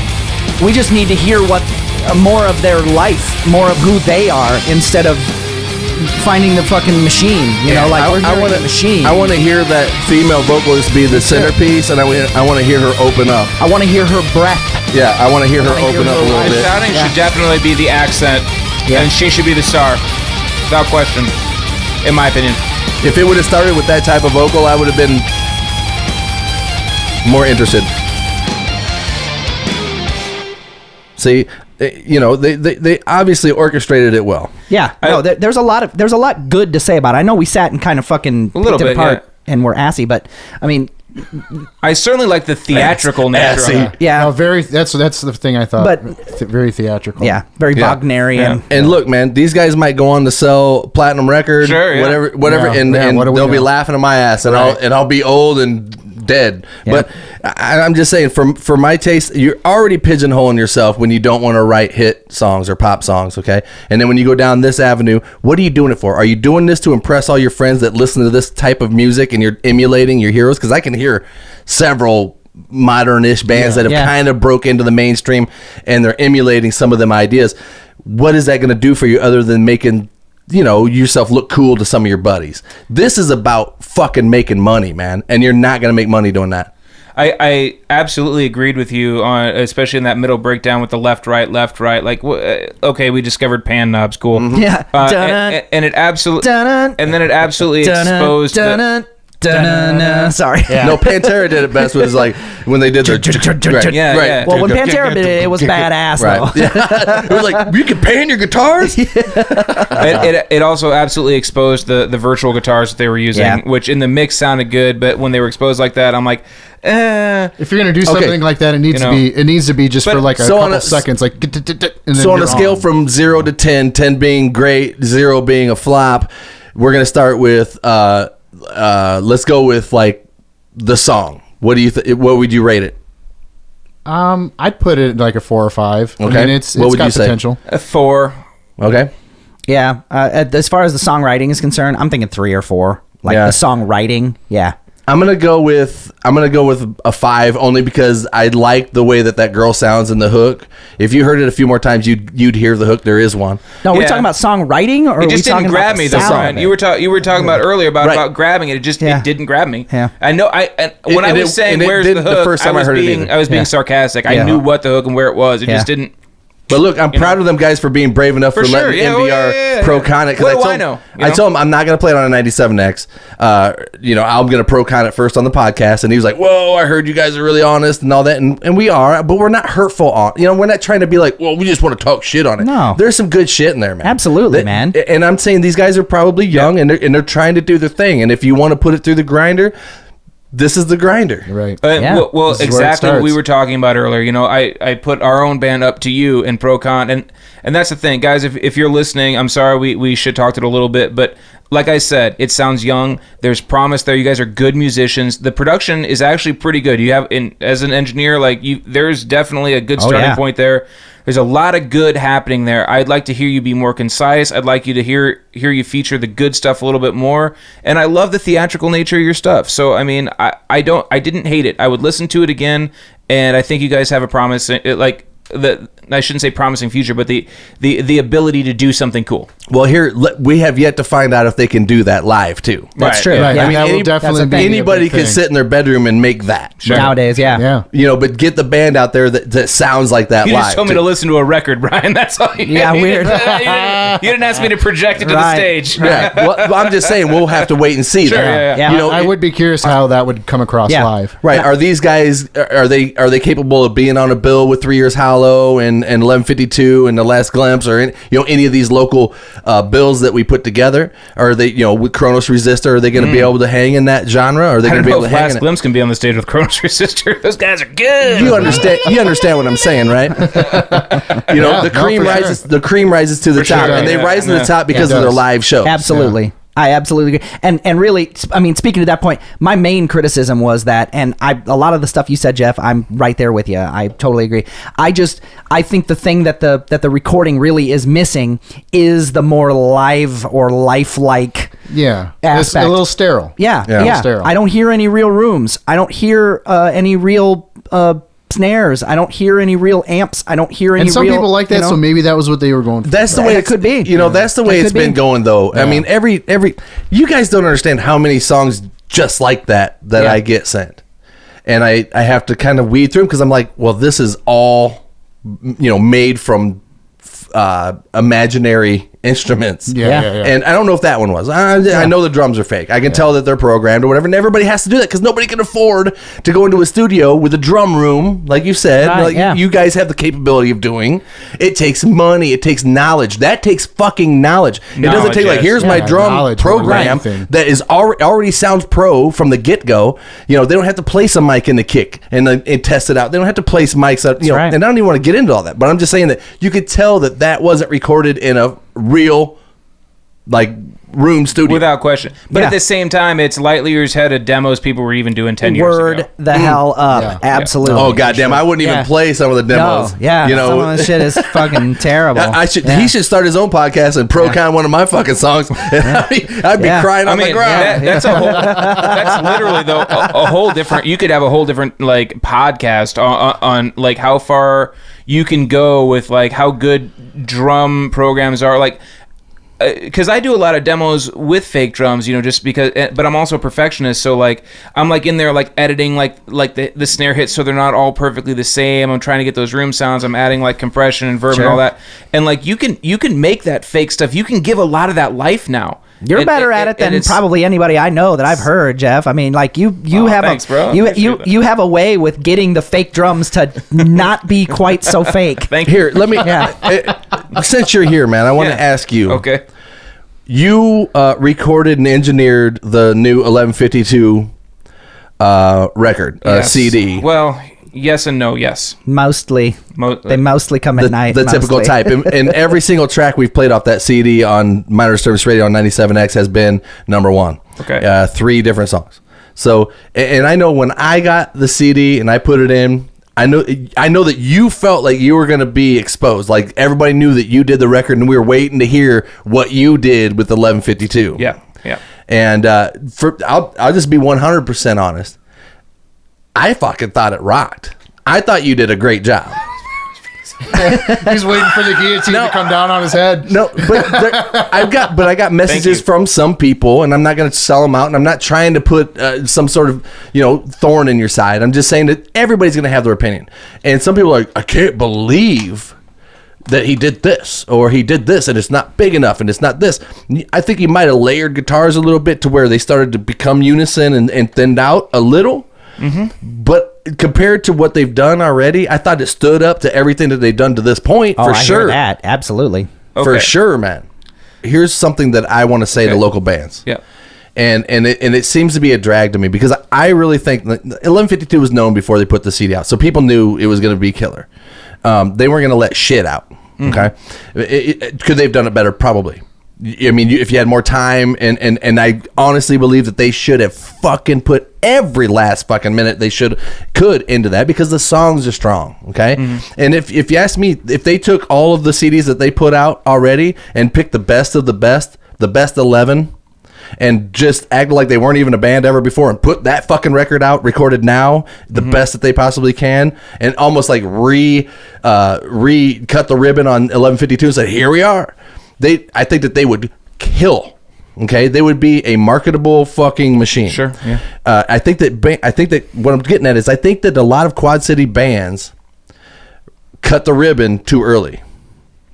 In other words, they put out like a 4-song EP with one good song on it, and then here we are. We're the we're the Random Boners, or whatever the band is, and then they go out and play, and then people are like, yeah, but the product isn't done. And you talked about this before. If you want to laser focus, these bands need to sit down and they don't release a record until everything on your fucking debut is a hit song and it's recorded the way that you want it, and it might take you forever. But don't release before you're ready. Don't prematurely ejaculate on the Quad Cities with crap, because I'm not saying this about 1152. Right, I'm saying this about other bands. Sometimes people just release whatever they got. So here it is. We just got done yesterday. Here it is. Right. No, man. No, you sit excited. back. You fucking get your game plan together. You get your plan. You're just like we were talking about your business plan, and get your music in order. Get your product in order, man. Get the packaging correct. Get the fucking look correct. Get the idea correct. This is what we stand for. There's the music.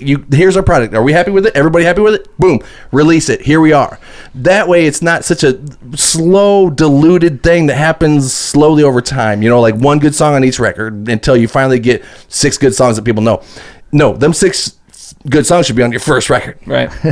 So that way you have the most memorable cum shot during the music bukkake that's Do you guys understand what I'm saying? I do. Yeah. Yeah, totally. And also, you have your hand in some, Travis has been on MDR for a long time, and I've always admired his songwriting, and I've told him, we've had, very personal conversations about his music, and I've always told him, I was like, God damn it, record your shit.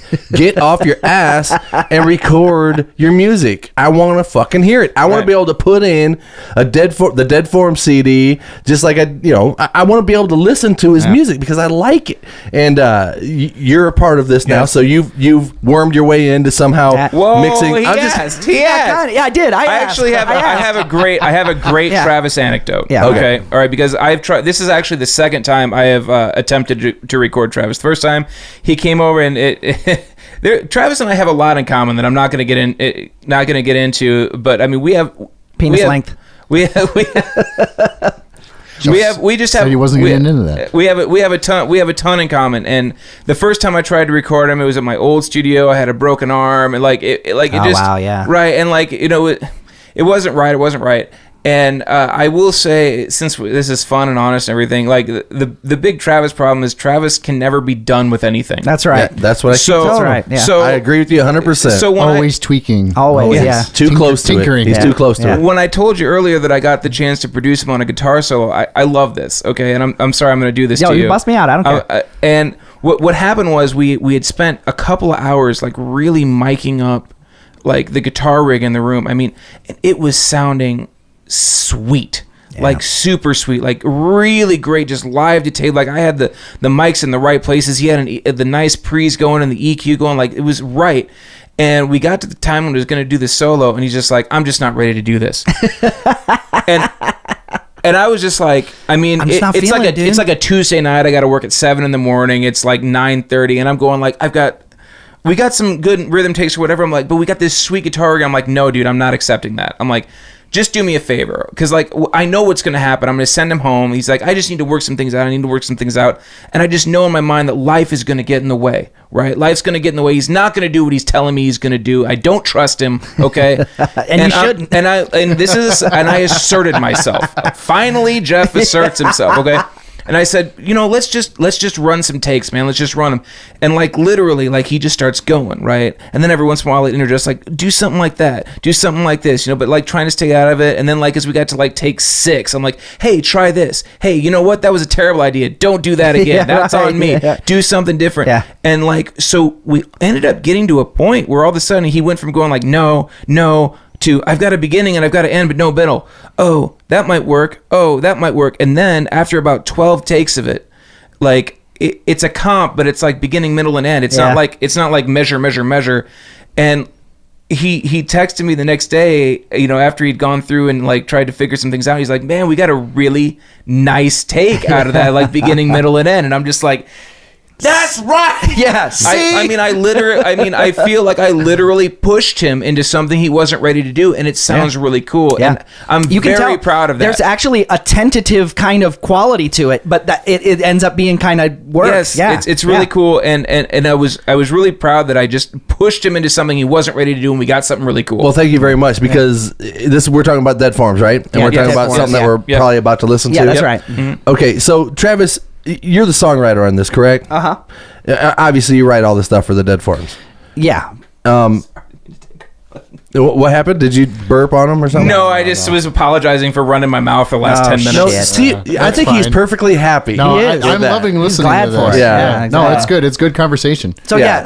yeah, I'm the songwriter on this one. Okay, well, Travis, most of your writings are very personal, and they're they come from a really almost. You can't tell. Sometimes your songs sound happy, but they're coming from a really fucking dark place. right. And you pride yourself in that. So this song, I'm not going to ask you what it's about because you don't like that. Right.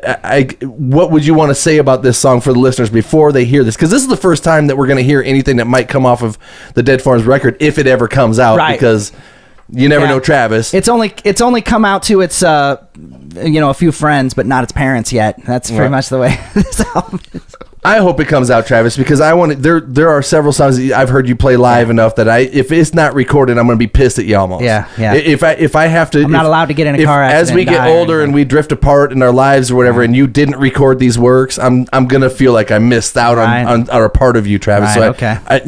I want to hear these things. Okay. I also think this is a cool experiment because we're playing something basically unmixed. I mean, it's mixed, but we took again great pride in getting something good to tape, which a lot of people don't do anymore. They're just like, get it raw and we'll fix it. Right. We didn't do that. All right. Like, well, we got nerdy. let's premiere a Dead Form song. Do you want to say something about it, Travis? Because this will be the last thing we do on the show, and we'll end this thing. But let's premiere this song. No, it's say just something that about it. it's that this one is just really a simple song.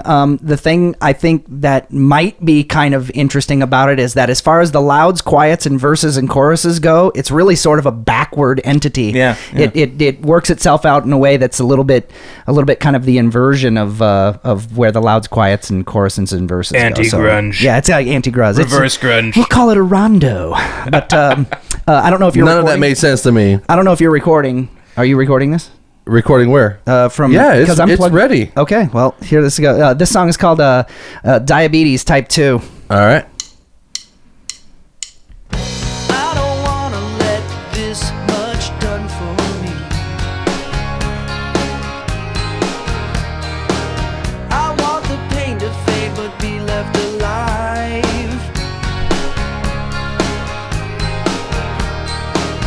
And I'm not ready to be done with my fantasy.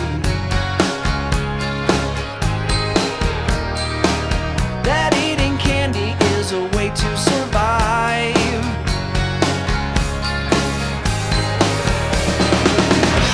In the modern way you hustle and you scuffle in a manic manufacturer of your token fun. You find an allegory faintly hanging on like the aurora borealis is the wind from the sun. You never put down all your tools and your devices, though you made initial claims that you would when you were done. And now I'm walking in directions imperceptible that won't be traced by you no matter how fast we run. You just wanna let this much done for you. You want the pain to fade and be left alive.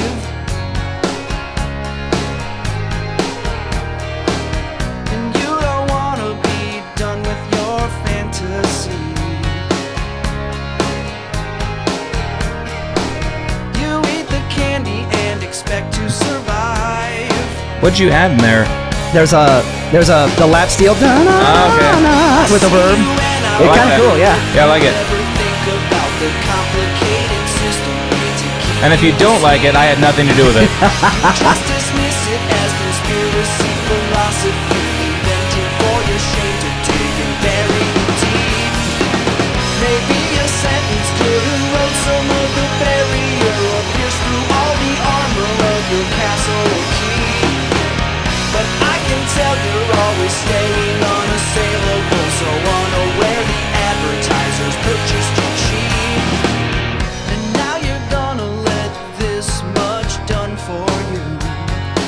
I can see Brian's blue balls from here. I was like, just as soon as I'm like, oh, we're talking again. We're back at dinner. No. Disappear into a candy fantasy.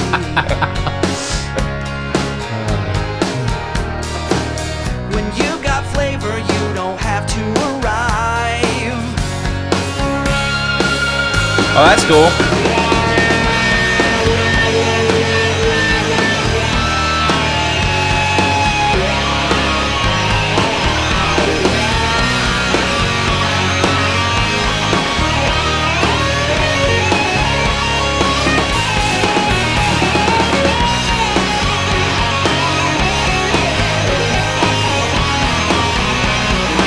Careful not to put too many notes in the same place.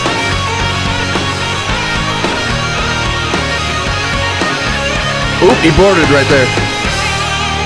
Nice, Travis. Nice, pal. Jude, what did you put Oh, on nice. the guitar that made it go back and forth? Is that a ping pong delay? Is that what's going on there? On the wah part, it was like bouncing back and forth. No, Is there's that just natural? There's just something weird happening with the room. Cool. Yeah. Oh, we accidentally into something awesome. We I did, love it. They're yeah. always the best, and you can't recreate Yeah, them either. Yeah, you know? very cool. Yeah. Yeah. So anyway, And yeah, he wasn't. He wasn't ready to play that solo. Listen, man. Wow. You know, you write interesting stuff, and it's definitely something that is, to me, your brand.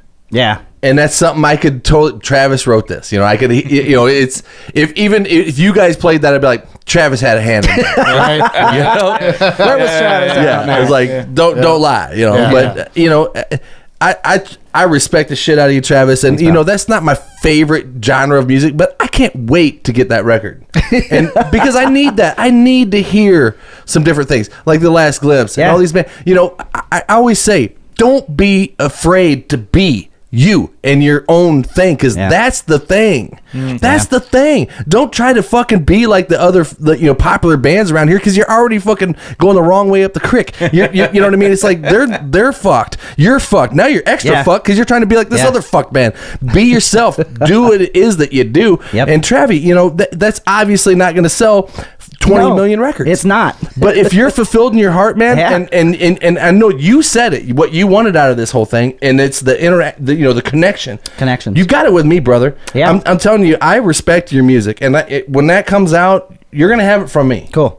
Because I respect the shit out of you. I appreciate it, and, man. And I'm glad that you're babying this guy, and he's in good hands. I feel good about this. Yeah, that's excellent. I'm just happy that this whole conversation has sort of come full circle at the end of this, which kind of interesting. You're like, oh, well, be you, and at the same time, remember you were just like, not enough hooks, and then also you're like, be you, and it's like, you know what? Yeah. No. But Travis, no. When I say not enough hooks, I'm talking about commercial. I know, Brian, business. I'm just- When you said it right about an hour ago. You said to make it a business. Yeah. Right, yeah. Now, see, in my day, it was to make it. We didn't know what it was. To make it. It's a business. We didn't know make it a business. Yeah. So you finish that sentence for everybody, and if you want to make it a business, to me, I'm talking about what is your audience? Who's gonna buy records? Right. Teenage girls. Yeah. Okay, that's your market. I'm not buying a record. That's you're gonna explains give all it to the me. sweaty dudes at our shows. You're gonna give it to me, So true. And they're so sweaty. and you're gonna sell your. I You're gonna have sell somehow your. always been in like musicians bands. You know what I mean? Like musicians appreciate it. Everybody else is like, yeah, that's cool. It's cool that you do that. Right. You're gonna be selling your CD of your hard work that you poured yourself into, that you laser focused on, for $5. I'm okay with it. And It's out there. It's out there. And that's fine. You sell 100 of them, and you make $500. Mm-hmm. And the thing is if you're fulfilled with that, and that's cool.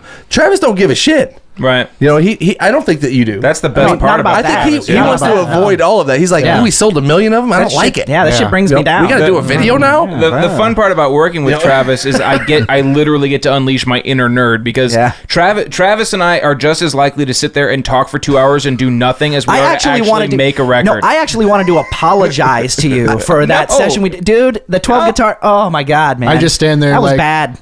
Is it my turn to record yet? Right. Yeah. I think you have to be there in order to make it, so I don't feel like I'm just wasting everybody's in the world's I had time. fun. You besides guys just are, Jeff, all my friends, and I had a great time. Yeah. And I'm still learning how to interact with younger musicians like you guys, and sometimes I say things or I come across like I'm learning new things, and I assume that everybody that sits across the table from me on MDR wants to make it, and they have the whole like, we want to be, we want to sell 1 million records and be on top of the charts. So I immediately treated you that way about hook. Come back to the hook, because if that's the business and you want to make that kind of money, that's where you got to go. Or you've got to be really fucking lucky. Right. Yeah. Right. And I don't really know if the Quad Cities will, is a springboard for any of them. It certainly hasn't been. Kinds of bands. I mean, you almost have to, I've always wondered that too. What if I breathe the air in LA or New York or Nashville, or that makes me better somehow? No. It doesn't. But I will say, first time that I played with Dead Forms, we played at Ribco. Yeah. And we're up there, and we were opening for Local H. Local H, which that was super cool. That was really cool, yeah. Travis is like, hey, we're Dead Forms from LA or something. Yeah. And he was... that's what I said. but we are Dead Forms from Los Angeles, California. Yeah, exactly. But here's the thing, and I've experienced this before, like... You won't believe how differently people treat you when they think you're from out of town. It doesn't matter how good you are. Yeah. If you're from out of town, I love that you're talking right now. Yeah. But I'm gonna jump all over your shit, because I know exactly what you're talking about, because when I was out playing, I forgot about that. When I was out playing, and good job, you should do that, because any band that's ever been anything and gotten any kind of credibility has always said they're from Chicago, right. when they're from here. Yeah. Okay. Oh, yeah. Listen, we used to open for national bands that were coming through. They were the older 80s bands that were now somewhat washed up and coming through on smaller tours, playing clubs. And we'd get to open for them. And people didn't know where we were from.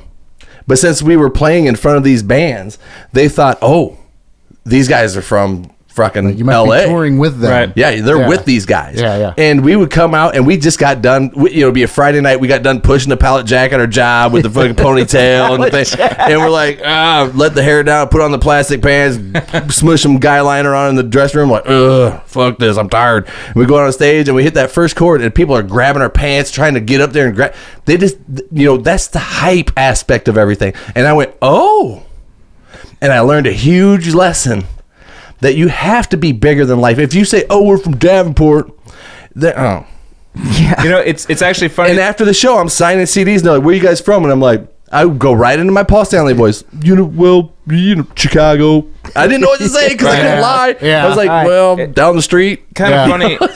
Really early. I think I What ran did he into say, you Travis? the other day at the gas station. Travis would. He'd be like, "You got I We got are to blow from my nose. Hamburg, You got a Germany." Really early on in Last Glimpse, we also opened for Local H.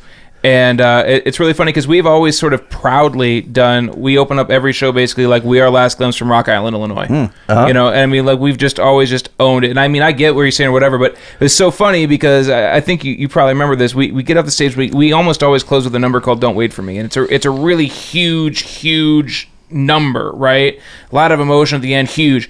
And we get off the stage, and I remember pulling our shit off or whatever, and just like this guy comes up to me all wild-eyed, like, and this with his band is still new, so we hadn't recorded a bunch of this stuff or whatever, and he's like, what was that last song that was so cool? Where can I get it or whatever? I'm like, sorry, we're new, we haven't really recorded anything like that. He's like, well, how long you been on tour with Local H? And I'm just like, tonight? and I'm like tonight. He's like, well, where are you from? I'm like, and I still lived in downtown Rock Island at the time. It's at Ribco. I'm like, I live over there. Yeah. And he's just like, Literally in his a mind was block just over. like, Right. He's like, you guys are from here? Like, yeah, dude, get Like, out. do you remember how fucking cool it was to put on your first laminate though? And you could and you could walk out into the regular people and then walk back into the backstage, and you had this, but it said local support, Right. And we thought I thought that was cool, like local support You just written gotta- with a marker. Yeah, you just got to peel the tape off With- of that before you go backstage. with a string instead of like the actual laminate. Right. Yeah, Yeah. Yeah, but it was just so cool. He was just like so surprised, like, wait, you guys are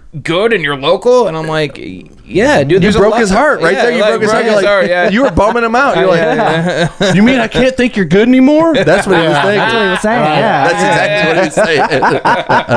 Yeah, I I mean, live over there, man. We're gonna go smoke a bunch of weed. yeah, people trying to buy you drinks and different things, and then as soon as they find out you're from here, they're like, oh, well, anyway. Yeah. Those skirts came right Yeah, back up. yeah, You know? Exactly. See that dumpster? My house is like about 5 doors down. from Here, there. I'll tell you what.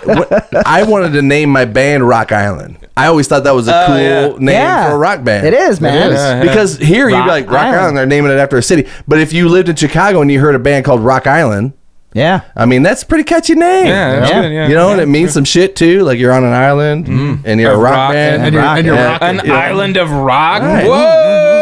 Yeah. So For sure. But anyway, man, thank you very much, Steve. I'm sorry that I got at you. I know I it's went okay. right. I went It's right okay. for your nerve, man. Yeah, And it's all it's only good. because I respect you and I want people to know who you are and you're legit, man.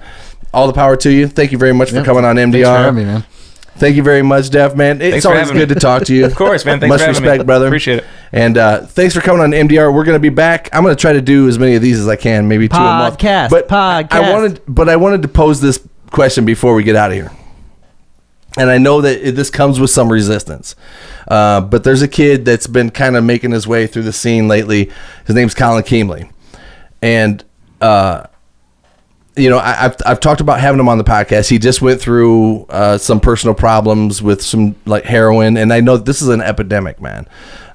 This is something that's happening more and more often, where people are trying this drug and they're getting into some big trouble. And you know, I'm watching more and more shows about this, how it's becoming a problem, big problem. These Right. opioids or whatever. the No, pills. it's And been a pills are a problem. We're just gateway. recognizing it now. Right. And, you know, he had some problems and he did some things and he burnt some people, you know, and he wants to come on my show and talk about some of these things that he's done and some of these wrongs that he's done. And, you know, I'm not interested in letting him have a platform and make amends with everything. What I want to do is I want to find out really how that could happen to somebody that's so talented.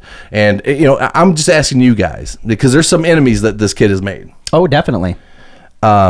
But I'm really interested in having him on MDR because I think that is a subject that I think is more important than trying to protect some people that might have got hurt by it, because this is something that we all got to think about. You know, we all have kids. Well, you don't, but you know, this could happen to us. You know, it could happen to our kids. Yeah. It happened to this guy. He's super talented. Yeah. And, you know, I would love to talk to him about some of these things. So I'm interested in having Colin Keemley on my podcast again. I know he's been on before, but I didn't know that he was strung out on heroin both the times that Yeah. I've had him on. Yeah.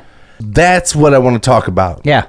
And I want to, you know, how easy it is to get sucked into that world and burn all your bridges and give up. I don't want to go too far. I think but I want to have him on. I okay. think I'm proposing the question: is having him on really the best way to do it for him? I don't care about that. You know what You I don't care care about? about him? I care about, no, he's already supposedly went through it and cleaned himself up. If this would prevent any of the people that listen to this podcast from trying that fucking drug or going down that road at all, Okay. then I feel like it would be a success. What do you think? Yeah, I mean, it's certainly What, I can't talk to somebody that used to be a heroin addict? it certainly you can. needs it Yeah. certainly needs to be talked about because it's there. I've never done it. I've never even done cocaine. I'm not the big rock star that everybody thought that I was. I didn't do fucking coke. I didn't Yeah, do when heroin. you told me you I didn't do all coke, that I was shit. like, "What the fuck's wrong?" I've with never you? done any of that shit. Of course, I've me smoked neither. some weed and I've Yeah. drank too much Yeah. whiskey. Yeah. Whoop-de-doo. Yeah. You know what I mean? Yeah. But the thing is I've never firsthand talked to somebody that knows what that feels like. What that feels like to need that over your family, over your friends, over your own guitars, over your talents. It's something that should be taken very seriously. That's Okay, what I'm well, saying. let's leave it to the listeners then, Yeah. the viewers. Like, would you like to see Colin Keemley come on the show? And I'm not going to sit here and be like, well, I told you, you know, and everything he says is going to be 100%. I'm going to put him through the grate. I'm going to grind him too.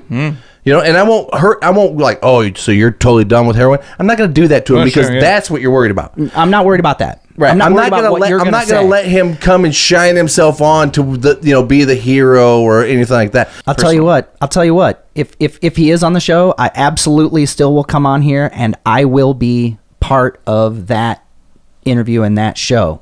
I absolutely will go in with you, man. I don't know. We got to end this show, though. All right, I need to take a piss. We need to get out of here. But thank you very much for coming on, Steve. Yep, thanks I for having appreciate me. the shit out of you guys. Jeff, thanks, Travis. This is Minor Disturbance Radio. Check us out on 97X, and hopefully we'll get more podcasts out for you guys. Thank you very much.